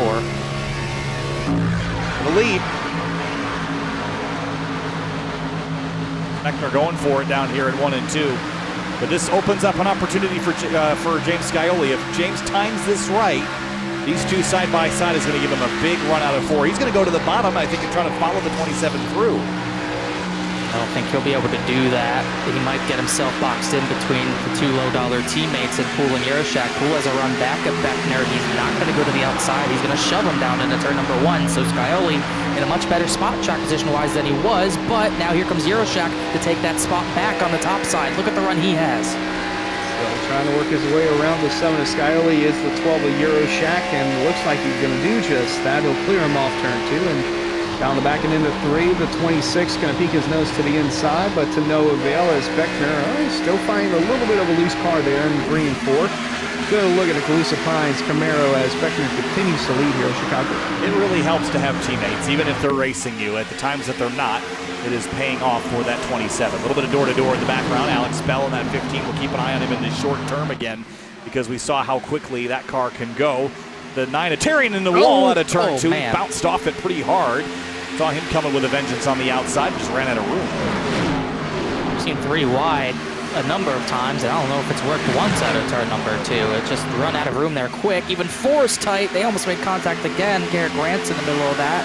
Mitchell Weaver and Jordan Martin are 3 wide even further back than that as Beckner keeps the lead. And those top 3 teammates staying on the way bottom while Cameron Hearn is leading the charge on the top side. 7th on back that door for position all the way back to Senesac. 7th through 15th all in that picture right there as Hearn looking to break away from that. Bell still running inside the top 10. Slaughter still running that high lane. We'll further back to see some more 3 wide action here. Brody Falconer in the 42's been in quite some conundrums in this race, but he's got the clean car as the 09 of Senesac on the tail end of it. Got a great view out the windshield of how wild it is at Chicagoland Speedway. 45 laps to go, and everyone crowding that outside lane, trying to find some space to race. Everyone at the back behind Hearn, at least 5, 6, 7 cars running the top, but everyone else in the field is pretty much on the wall. JT scraped the fence out of 4, looked minor, but he got into it for sure. Yeah, definitely a scrape. I think it was even less than what Beckner did out of 2, so he should be fine. Those 3 putting a good pace down short run, but maybe not better than Cameron Hearn, who's flying to the front on the top side. Reminds me of Iowa in the Cup race about a month ago. He was all the way up to the bumper of Scioli into the top 5. And still trying to work that spot from the 6 of Munsell, who's entered the picture right on the bumper of Scioli. That's going to be nerve-wracking for the 7. There you see them still working through the 4th position now as Hearn continues to make his climb towards the front. Up into turn 1. Cameron making that high groove work. Look at the speed he's able to carry through the center and exit of the corner. But for how long? We've seen that move work, but only for a short period of time. And the 3 low-dollar racing cars continue to dominate this race as it begins to wind towards its end. What does the 7 of Scioli have to do, or for that matter, the 73 of Jake Nichols? What do they have to do, Connor, to get themselves out of this tight spot that they're in right now? They got to get in front of these guys. First off, Scioli can't be affording to fight these guys short run. The best thing for him right now also could be Cameron Hearn trying to fight those top 3 teammates and mainly Beckner for the lead. But with about 40 laps to go, you're running out of time. You need to get up there and fight them now. I know you want to save the tires, but even when it looked like they were saving tires in the previous run, that 27 was able to pull away from James Scioli and Jake Nichols. So you got to go soon. Big moment for Slaughter off turn 4. He had to back off there, and he's going to let everyone go that was behind him. That was the 10 of Elwood, the 73 of Nichols, and he's going to try and regroup here. Meanwhile, 4 of Hearn worked his way to the 4th spot, but still up front, Kyle, those top 3 of low-dollar racing holding their own. Yeah, they are in a great position right now. Even battling amongst themselves, they have not made it clear that Travis is the car that they need to win this race. To see Hirschak getting the wall a bit out of 4, but they have made it easier for him at times while still racing. They're not giving up by any stretch. They are going for the win. Don't get yourself crossed up about that, but they are definitely cutting the 27 to break when he needs it. 40 laps to go, and about 20 minutes from now, we'll know who wins the race and the championship. It might be the same driver. It could very well be, as 3 wide between these 3 continue. Weaver's been in the middle of 3 wide or in the bottom of 3 wide. It seems like all race. Wise starts trying to recover from bad pit strategy. They're almost banging doors off the corner every single time. But Weishart is back up to 17th, at least back on even terms. Maybe he has a shot at the top 10 after all this. But I was about to say, that's the hat trick of low dollar. All of them hit the wall at one point. Look at the mess ahead of these guys. Yeah, Senesac, Fambro, Stafford, and 62, Weaver. Weaver. Off the door, I think that was the 30 that he bounced off with, Hunter. Yeah, that was close there for Weaver, but they're still trying to settle it out up here. Stafford, Fambro, the 09 Senesac, Jordan Martin in this as well. Guys, it's the last race of the season, trying to go out on a high note, trying to get a little bit closer towards that front, like the 3-wide battle up front we have here. Reagan Garrett, Grant Alex Bell, and Matthew Bell trying to fight for that top 10 spot, but it's going to be close with Bell near the wall. Watch the exit of the corner. Right there, it gets very, very tight, and Matthew Bell has been just absolutely riding the rim. He looks like a can opener up there, peeling the outside wall, but continues to leave a lot of space on the bottom, and he's had to use all that at corner exit a couple of times. Garrett Grant's had to use up the front of his number 5 Mustang. You can see the nose pushed in a little bit. I think that was contact with Matthew Bell a couple laps ago off of 4, but Bell unharmed out of it. The 5's going to take the brunt of that hit, but still fast in the middle line, clinging onto a top 10 for the time being. But Matthew Bell has been riding all night long, almost clear, not quite though, as we're going to see drivers all over the track for the rest of this race searching for grip as Cameron Hearn starts to fall back. Justin Munsel's now into the 4th position. Scioli's got to be the next one in line to pass that 4 car. Yeah, he almost got into the wall there. Battles up front. Hey, we've stabilized for now, but they're still fluid as 6 of Munsell holds that 4th spot a little further back here. We still see that battle rolling on the outside. You got Fambro and Jordan Martin trying to get around Bronson Stafford, and Alex Bell looking to shut the door. So they're working their way down the back and into 3. A little block there from the 30 of Miller on Shane Abbey. And aggressive back here between these 2. I don't think Abbey's going to appreciate that, but maybe Miller thinks the 84 did something to cause him to spin. Not quite sure, but that was definitely an aggressive block for what is 18th position. Miller's still not able to recover from the speeding penalty, as they are still mixing it up back here. Brody Falker had a good run last week. Jordan Martin's clinging into the top 15 a little further ahead of this, is still waiting for James Scioli or Jake Nichols to come closer to the 27 of Beckner. But the racing's hot at the back. Mitchell just hit the wall at the 3. There's Senesac. Someone just scraped the wall in front of them too. I think that was Alex Bell in the 15. Getting a push from Matthew Bell, so the Bells somewhat working together for now on the front stretch. And then the Bell squared. Bell's ringing. Whoa, to the bottom. Look at the 18. Bell sliding. That was going to be, whoa, they're still sideways out of turn 2. This is just great stuff back here. 30 and the 84 are side by each, and it seems like they weren't stoked about each other. We'll see how this pans out. All the while, Beckner still leads by a 1/10 of a second. Yeah, I'd look for the 30 and 84 and even the 50 to probably stop playing nice here in a moment. Weishart's in the middle of it, Weaver, Falliker. I don't think a lot of people are happy with each other back here, as this is definitely the most, I think, intense battle on the track. The 84 slides, the 30 keeps the bottom, but Abbey's really loose off the corner. Miller's back ahead. Pulling up the 33 of Weishart, I think, so he might try to make a move here. Speaking of making a move, for the lead up front, Euroshak to the outside of Travis Beckner. Again, the low-dollar guys are just swapping spots back and forth, and they're still making it work. They're still able to drive away from everyone else. This is almost bad, and Rabel's right there on the outside of him. Ooh, there's just cars everywhere. I think I saw someone lose their bumper. I think it was Brody Falliker. Yeah, 42 lost his bumper on that. Somehow, no debris yells, thankfully, but that's really going to hurt his performance. Let's see what happened. It sounded like there was some conundrum out of 4. We have stack up on the bottom. Watch the 84. He's going to get sideways, and Rabel's going to tap the back of the 42, knock that bumper off. That's why I saw everyone scrambling. That's about the 3rd or 4th time Shane Abbey's slid out of 4. He's had a rough night in that part of the track, as Connor Yeroshak's maintained or kept actually taking the race lead away. Now JT Poole's up to 2nd, Travis Beckner back to 3rd, but he still has 1 position and about half a second in between him and James Scioli for that championship position. He's going to go back to the inside of Poole here, as the top 10 have gotten really spread out.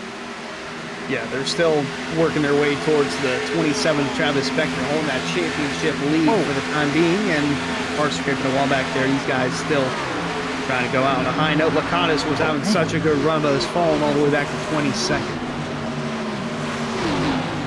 Lakatos had a big moment out of 4. Sideways slide all the way to the apron. The 42 of Falliker sideways. Now this is why I'm shocked you said we'd go green. These guys are all over the place, at the back and at the front. I mean, this is treacherous. Those temps are down to 94 track temp, so maybe that makes things a little better, but the sun's still beating down on this track. Yeah, still slick out there, but for some more than others, I guess, as still up front, it's Yeroshak leading the way with Travis Beckner leading the way for the championship side of things, but these guys have slowly but surely been catching up a little bit as the 27 tires start to fade away. The 7 and the 73 still there. And in between those guys, you got Justin Munsell running in 4th, and then Alan Elwood running in 6th after having that strong performance at Iowa, nabbing that win. Looking to end the season inside the top 10 as he looks to take a little bit of hiatus, and hiatus, part of that word is high, and to the high line is the 26 to Poole looking for the lead. I can stitch it together however you like there, Hunter. Down the back straightaway, the 26 pulls ahead, and JT Poole re-clears Yeroshak for the top spot. We got battles all around the track. The battle for the lead might continue, as Yeroshak, I don't think, is that much faster or slower at that than the 26. Beckner is going to get his way into this fight, as Low Dollar is putting a beating on the rest of the field right now. They got 8/10 of a second over Justin Munsell, who continues to hold off James Scioli. Now Elwood's still ahead of Jake Nichols, as they got really tight off the corner with Poole riding the high line. Trying to play the long game with this one, as they still have a good bit of ground to make up, but it has diminished a good bit. And there you see in the back, the 7 is starting to work on that high lane, trying to get some of the heat back into the tires, try to get a little bit of momentum off the corner. But we got a car in the wall at a 4, really slow. Matthew Bell. Well, he killed the wall that time. He might park it. Yep. Alt F4. Ooh, it was a crash. Ooh, 61 man. of Bronson Stafford. Here's another look at it. Let's see. Bell's been riding really high all night.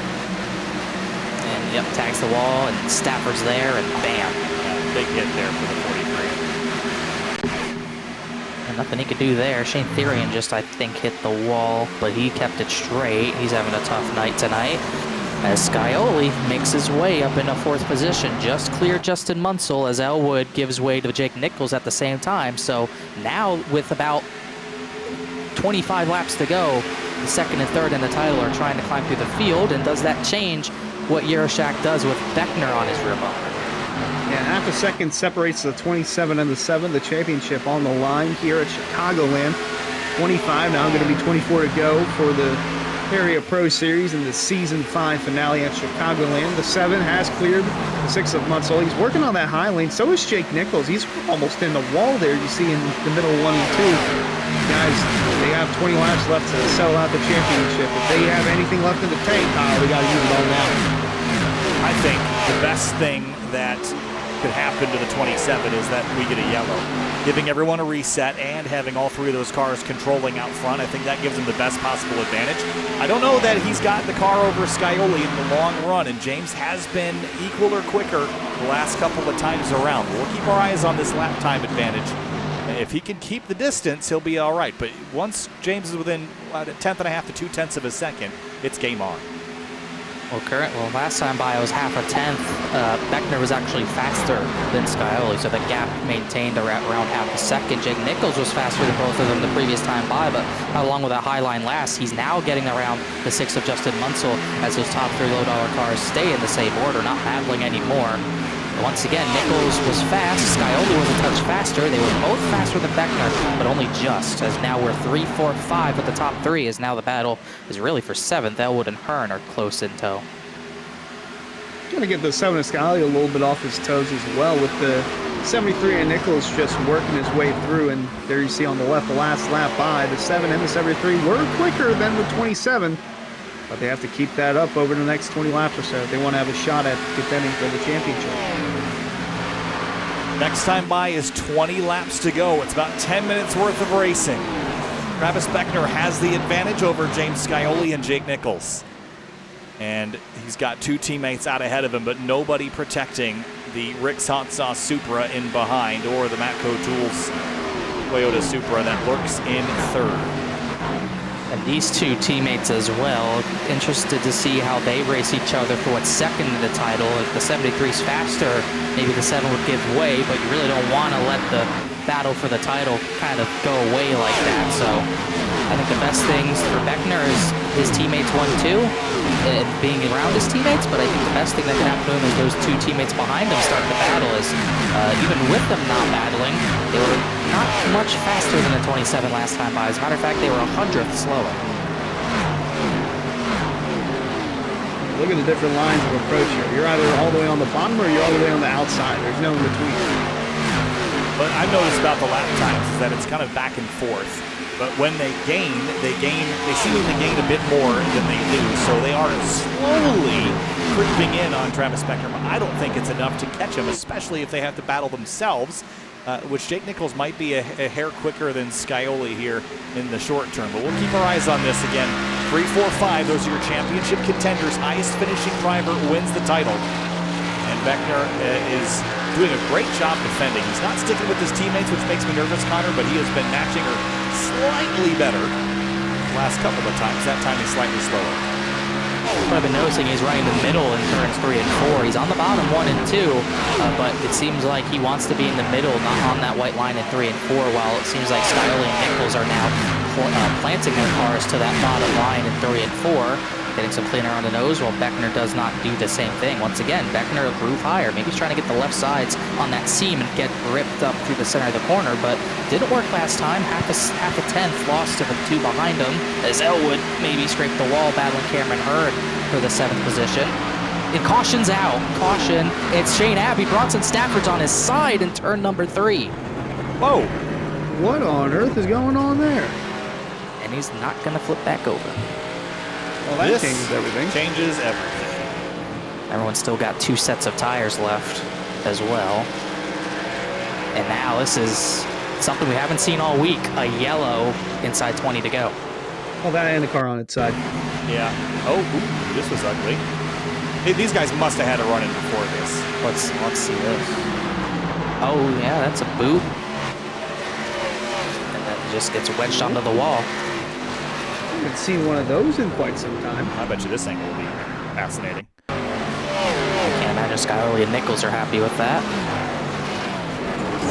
Wow, Reinhardt split the difference. I wonder if there was more, if we go back.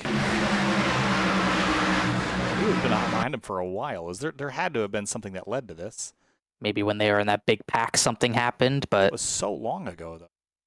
oh, new drivers have long memories. Yeah, nothing that I can reasonably find that would tell me that Bronson did much to deserve that. But we don't know the whole story. What we do know is that it's about to be a very busy place on pit lane, and this is the money stop.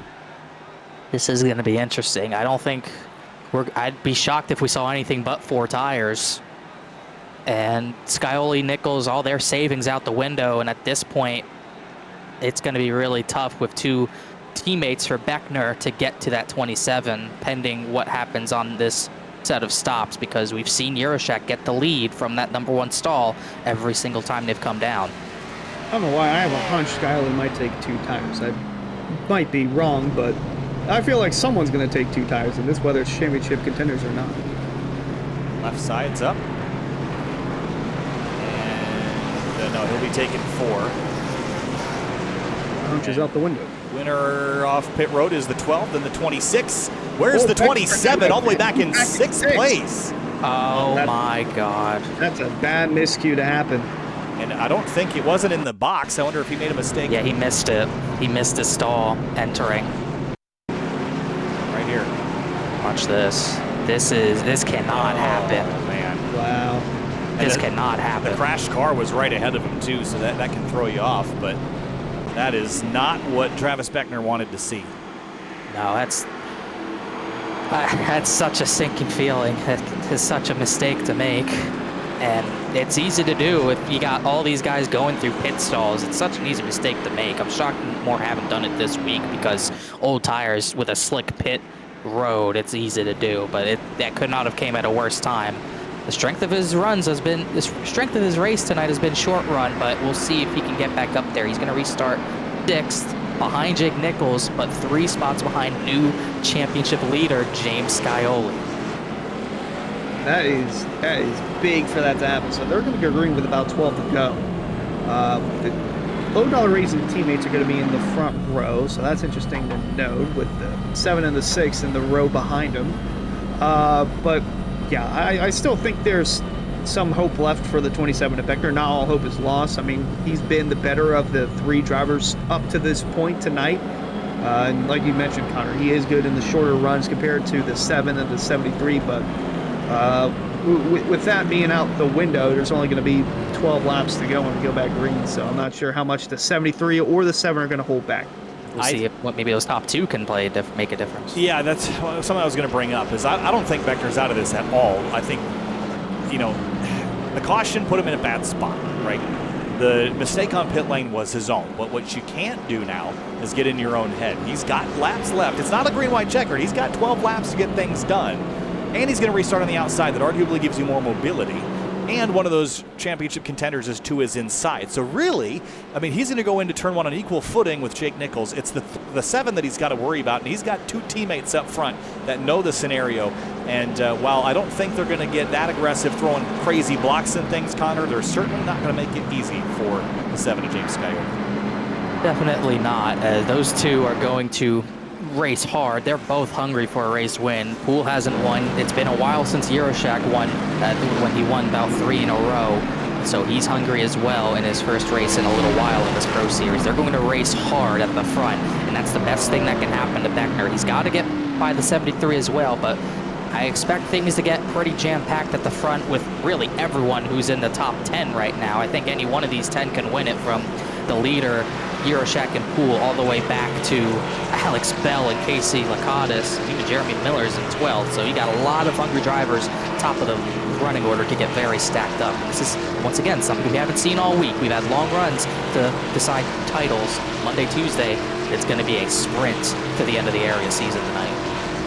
That'll be rush hour traffic, Kyle. I know that's bad in Chicago, but an hour outside the racetrack, I don't know how bad it can get. It'll definitely be quick, though. Well, it's about to be a lot faster, big traffic, I'll tell you that.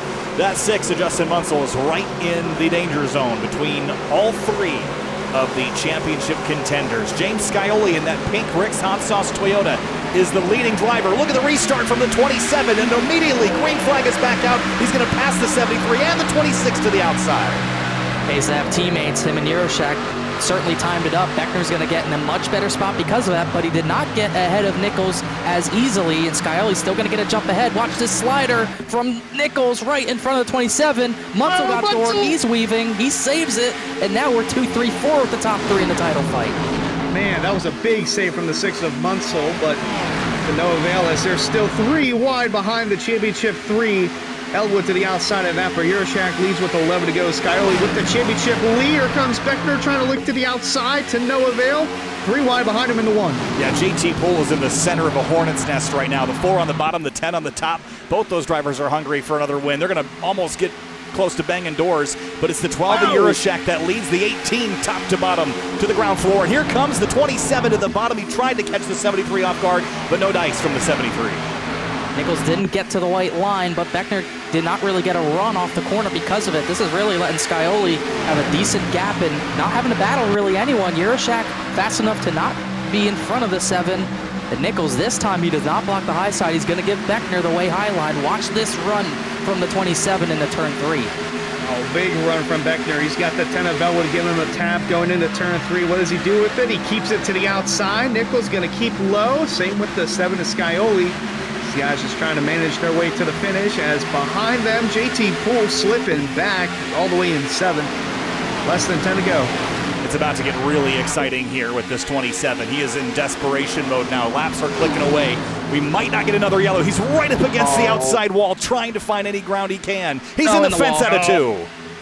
Didn't hurt him too badly. He still has momentum on Nichols, but not to get to the inside or outside, but that didn't kill him. Definitely desperation mode. Remember, Bristol dominated that race, thought he got it taken from him, ends up stealing it back in the final corner. Don't count him out just yet. He's still right on the bumper of Nichols, who at the same time is gaining on Scioli. It's not over until it's over, and there you see on board the 27, riding all the way up near the outside wall, just inches away from error as you see him exit turn 2. Gonna have a massive run down the back. He's not getting as big of a run as I think he'd like. And the thing is once he gets by the 73, that's only job 1 of 2 done. He still has a teammate out front. JT Poole's all crossed up behind him, with Munsell and the 4 of Cameron Hearn. This has been more costly for Poole in a certain way, not really title implications, but now he's ranked top 3 all race. He's back to 7th. Not a good restart for him as Nichols now goes to the high side. Beckner switched up because of it. Poole slid the 4. They kept it straight. And Nichols is going to stay in front of Beckner just barely as they're still gaining on James Scioli. Well, look right behind them. You got 3 wide action with Robertson on the outside. Oh, man. Back in the middle, and they're almost crashing there out of 4. Robertson scraped the wall. They're still fanning out for position all throughout the field with 6 to go. Here comes Beckner to the bottom in 1. To the bottom of the 73. This is for 2nd in the championship. Out of turn 2, side by side down the back straightaway here at Chicagoland. They're coming to 5 laps to go, and he's running out of time. They're fanning out in the background. This is the best thing Scioli can see. Lets him pull away. They're going to slow each other up big time, being side by side like this. Where does Alan Elwood go? Does he push or does he go 3 wide? They're still dead even. This is hurting both drivers at this point, and Elwood's going to go up to 73. Going to give him a little tap going into turn 1. Don't want to get too close to the championship drivers. Want to let them race it out. Beckner still working on that bottom. He's going to be a little bit loose there. Almost touching the 73 at Nichols. The 7 of Scioli loving what he's seeing, driving away from it all. Beckner has got to get clear of the 73 very, very quickly. Big slide. Nichols is clear again. And that really set back Jake Nichols. He was gaining on Scioli. Now that gap is really up to about half a second. On the wall. Chris Rabel stays straight. Connor Yurashak is clear by half a second. Then it's James Scioli with no pressure from behind. Then it's Nichols, Elwood, and Beckner in the 27, who's going to have this one potentially wrestled away for a crash for what felt like 30th place. That has got to be so frustrating, but the mistake on pit lane was ultimately what might have done him in. I don't think Beckner needs a yellow, not just him. I think Nichols is going to too. I don't know if he can make it work with 3 to go. That is so much time to gain, and he's just not gaining anymore. That battle with Beckner lost him a shot at it for now. Yeah, Beckner's, that's pulling the wall right behind Beckner, but I feel like he's going to have to start ripping the top here. Nichols is if he wants to have a shot at it. Miller and Darian are battling hard for about 22nd. You never know where the incident could come from, but no incident at the front. We're 2 laps to go for Connor Yurashak. Yeah, Yurashak looking to end the season on a high note with the win. Couldn't quite make it to the round of 8 in the playoffs after having that miscue on pit road a couple of weeks back. Took some time off and is looking to end it with the win. That's the 7 to Scioli, breathing down his neck though. But the 7 smooth sailing, 6 car lengths in front of Jake Nichols, Kyle, are coming to the wipe.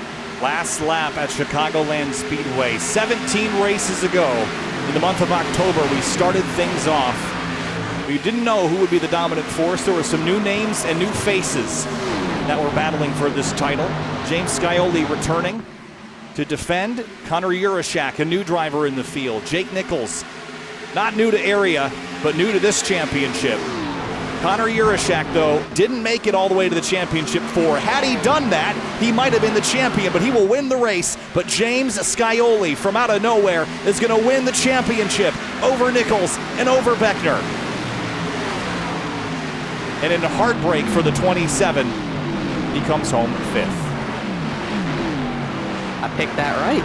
I think I got winner and title, so that's good. But wow, what a sprint to the finish that was. Scioli got to the front. When it mattered most, as Poole and Munsell hit each other. Oh, I don't know if there was. Oh. I think Miller's coming to congratulate. And now he's run from Senesac. Don't know, but those 3 put on a heck of a fight. That's a big heartbreaker for Beckner, who had it almost wrapped up if it went green. And that was definitely bad blood between Poole and Munsell. But those 3 put on a heck of a fight. It's a heartbreaker for the 73 as well. Second in both title fights, but James Scioli in the Pro Series, he is inevitable. On top of that, Owners Championship been locked up by David Weishart Racing, which ironically, the 7 and the 73 were both a part of that. Played big dividends there. He'll do burnouts as he is the Season 5 champion. That is the 12. I was trying to figure out who that was. Dual burnouts. 12 wins the race, 7 wins the title. While they do their burnouts, let's go back and have a look at what happened on the back straightaway post-race. I'm interested. Something happened. Justin Munsell was not happy. Gave him a shot there. Then Poole returns the favor in a big way. I'm not sure where the contact happened, but neither driver was very happy. Yeah, either way. James Scioli is your champion, and there's the team lining up for photos, and it could have so very easily been a different team lining up for photos here.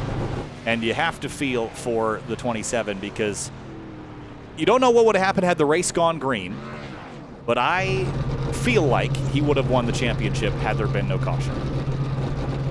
Yeah, it definitely seemed like it was going to line up for a Travis Beckner title. I mean, I don't think those 2 were fast enough long run to get him. Beckner was the best of everything tonight, really. I really never saw his long run fall. Maybe we didn't get the run to see it, but he was so dominant in the title fight tonight. And the yellow, oh gosh, Jeremy Miller is dead, but it's just what a heartbreaking mistake to make on pit road. He was dominant tonight, but over those other 2. Well, here's a look at your race results, and it's Yurashak in the 12 that will return to a victory. Then it's Scioli and Nichols, the rest of the top 3. Elwood, a nice solid top 5 result in the last race of the season for him. Then it's Beckner and Poole. Hearn, Fambro, Munsell, and Weaver, the rest of the top 10. How about that? 62 getting up there for the mix. Connor, that's an impressive run. It came out of nowhere, but good top 10 then this season for Weaver, who was likely, I believe, going a different team. We'll definitely see that when it comes June or July, whenever the season starts up. But more drivers. Garrett Grant ran top 5, finished as 11th. Slaughter 12th. Mitchell, Martin, Robertson. Then Anna Sogak, Senesac. Lakatos 18th after running fast short run. Julio Villalobos Jr., he got 3rd at Charlotte, ends with a top 20 tonight. And David Weishart, that strategy earlier in the race never worked out for him. He finished 20th. And I've got to quickly note, Hunter, I got to note Alex Bell. He had another, whether it was internet or computer related, he ran well tonight, but once again, he has no finish to show for it. As we see the rest of the results there, Falker, Darian Miller, Pierce, Abbey, as I mentioned, Alex Bell, Chris Rabel, Hartz, Stafford, and Brown rounding out the top 30. I'm looking through. Last year, Weishart won this race leading 42 laps. Connor Yurashak also led 42 laps tonight en route to his win. Funny how that works. Jake Nichols was third in the race, second in the championship hunt for the second time this week. Jake, you're home second in the title fight. What could have been tonight? You had a good car, ran pretty well, but never really tasted the lead. I don't even know if tonight you had 3 laps led this evening, but didn't seem like winning was on the table as far as the race, but didn't need to win the race to win the title tonight. Just came up 1 spot short. Take us through that tail end and then that caution that led to you getting over the 27 and having a shot at least for a corner with that number 7. Yeah, car. I mean, obviously, car drove good. There was a lot of grip out there. Probably more than I wanted to have, but I don't know. We didn't have the short run pace. I was a little too free, especially that last run. I should have low fueled a little more, but either way, I was just driving hard. Same way Monday, just seeing what was out there, and I think if it stayed green before the last caution, we could have maybe had a shot. I think James and I were both catching Travis, and I mean, it was going to be a fight for the title there between the three of us, but either way, it worked out. David Weishart Racing 1-2. Obviously, a team title as well.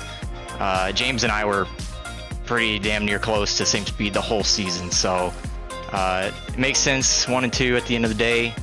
He earned it no matter what. I could not match that pace on that last run there. He was digging. Like 10 more laps, maybe. That's a hard maybe, but either way, good night for us and the Matco Tools Toyota Supra. Thanks to everyone at David Weishart Racing. We had an amazing season together. Hopefully this isn't the last time I run with them. Hopefully we get some more in the future. And thanks to 609 Motorsports for being on the car all season. It was awesome representing them. And same with them. I hope it's not the last time. Hopefully there's a lot more in the future and more wins to boot. Jake Nichols, second in the title fight, third in the race. Jake, thanks for talking to us, and we look forward to seeing you again next season. Thank you, guys. Thank you. See you then. Connor Urashak, maybe didn't win the war, but you won the battle, Connor. Wow. After returning from a couple weeks off, what coulda, shoulda, woulda, you won the race at least, still ended on a high note, and I'm sure that's got to be a heck of a way to go into the offseason. Congratulations. Yeah, thanks, guys. I'm definitely happy about my win. I feel bad for Travis. He had a good shot at it there, and then I think someone towed in a stall right beside him, and then he missed his box on pit road. So it was kind of just a tough set of circumstances, but I mean, I showed that I could win the championship, so I'm happy. Yeah, I mean, job well done. I mean, as far as the race pace tonight, your team was just up front slicing and dicing. Seemed like there was a little rhyme or reason to how you guys were racing. Everyone was battling, but also being smart around your teammate in his title hunt. So how much coordination was happening throughout the race to make sure you guys didn't get crossed? We were definitely trying to be safe, but I mean, the setup was pretty free, so the car that was leading would typically just be slower than the other two because they were looser. So that would allow us to kind of swap around and have some cars lead for a few and use up a little more tire while the others sat in dirty air and saved a little right rear. So, I mean, it worked out good. I feel like on the last run there where Travis started to fall off of us a bit and was going to be under pressure from Scioli, I wish that either me or JT led at the start of that run and then let Travis save some tire. But overall, I think we managed it pretty good. Connor Urashak wins at Chicagoland. Congratulations, Connor. We look forward to seeing you again in season number 6. Yeah, have a good night, guys. Thank you. You as well. And Travis Beckner comes home tonight in 5th place in the race. Travis, tonight, obviously not the result you wanted. And I feel for you. That caution late in the race it was a tough way to lose the advantage you had on track. But then the pit stop is really what ended the title hunt because the restart and beyond, it just was so hard to make up ground. I know it's not the result you wanted, but still a strong season, and at least you had some good battles up there with your teammates. Take me through your evening from the start all the way to the end. Yeah, it sucks we got a bunch of idiots in the back wrecking for last like usual. I mean, I'm getting tired of it. I've gotten screwed over one way or another by some person or something. Every single championship I've been in, I'm getting tired of finishing 3rd place. Like, Season 3 finished 3rd place, Season 4 finished 3rd place. Now this season I finished 3rd place again. Yeah, I mean, it's got to be frustrating, right? Because you work so hard to get all the way here, and then, it's one thing if it's a crash for the lead or something, but you got to crash at the back. That kind of mixes things up. But going back, I mean, is there anything you could have done different? Because issues on pit lane happen all the time. You very well could have lost those spots from just a slow iRacing stop, even if you didn't slide through the box. So is there anything you could have done different to kind of turn up the results of that, or take a different approach on the restart or anything of that sort? Yeah, like you said, not slide through my pit box, but I couldn't see it. I straight up couldn't see it with Bronson Stafford being parked there with his pit box being right behind mine. I mean, it's nothing against him. He was fixing damage, but I just couldn't see, and then when I realized I was too deep in, it was too late, so. Well, I know it's a frustrating way to end the season, Travis, but is this just stoke the fire for another season and try to go out there and win it this time? Yeah, I can't wait to come back next season with Central United Motorsports and coming back and running for them, and hopefully getting my first championship under the belt with them.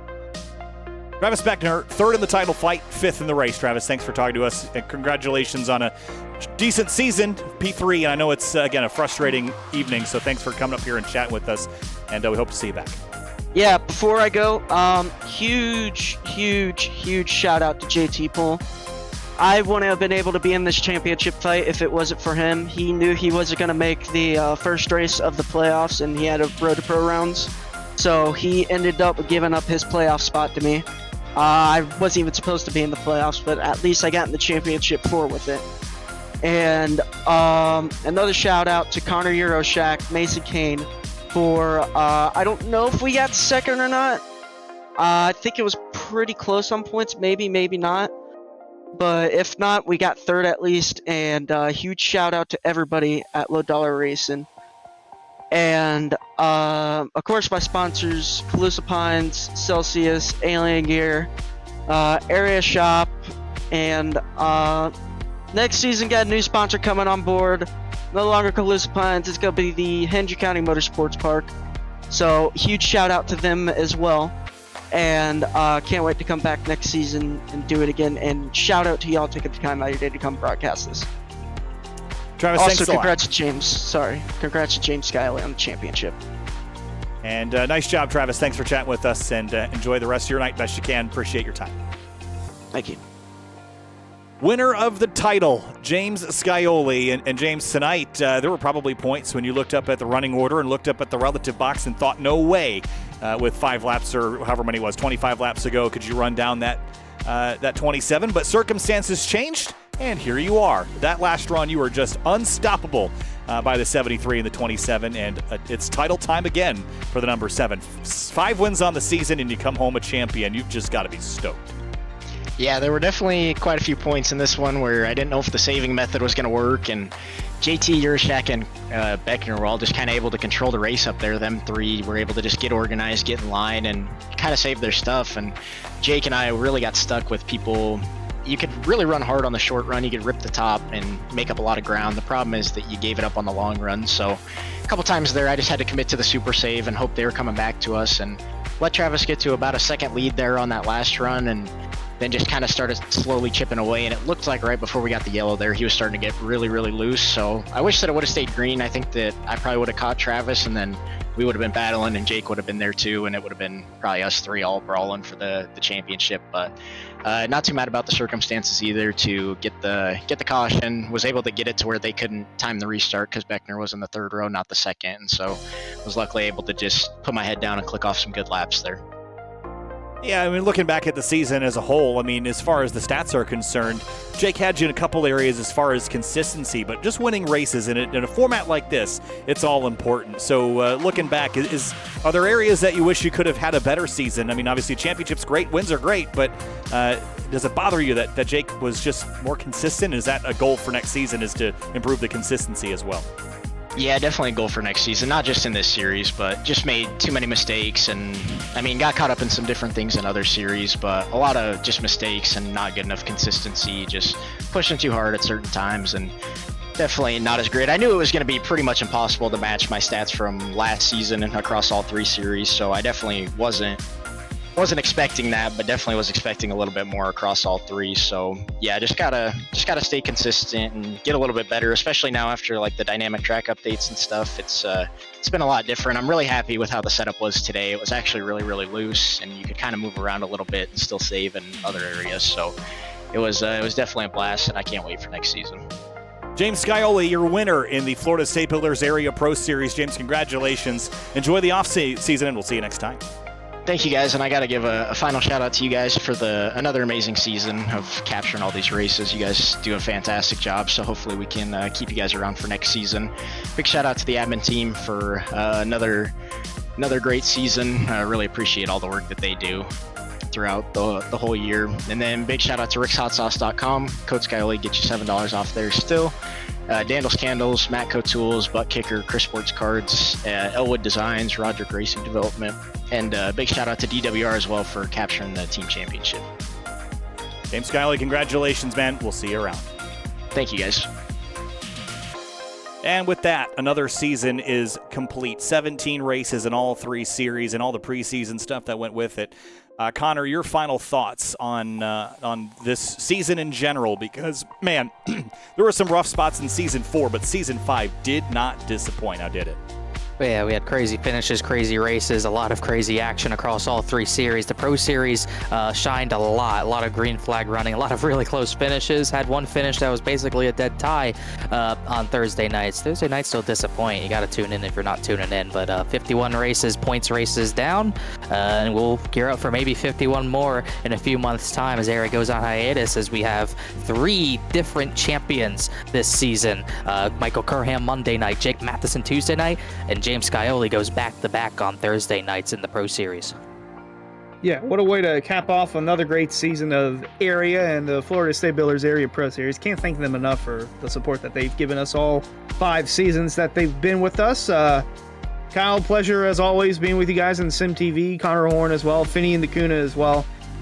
What a great season we had. I'm already looking forward to Season 6. Oh, man, it's going to be a little while away, so you have to wait for some time. But SimTV still rolls on. We've got the DC Region SCCA Virtual Racing League on Wednesdays, and we've got the Toyota GR Cup North America Esports Championship starting up next Saturday at 2:30 Eastern. You can catch that live on the GT World YouTube channel, where SRO streams all of its global action, real and virtual. I'll see you there with Justin Prince, Finney DeCuna behind the scenes, pressing the buttons for the Yellows and for the Black Flags. Very excited about that championship hunt. And in 2 weeks' time, I'll be in Toyota GR Cup North America in the real world. You can watch that on GT World as well. Sonoma, California is our first stop on the calendar. Thanks so much, everybody, for a fantastic season, and we'll see you around for Season 6 of Area. Kyle Heyer, Connor Horn, Hunter Sleppy, and Finney DeCuna bringing you the action, and we'll see you next time.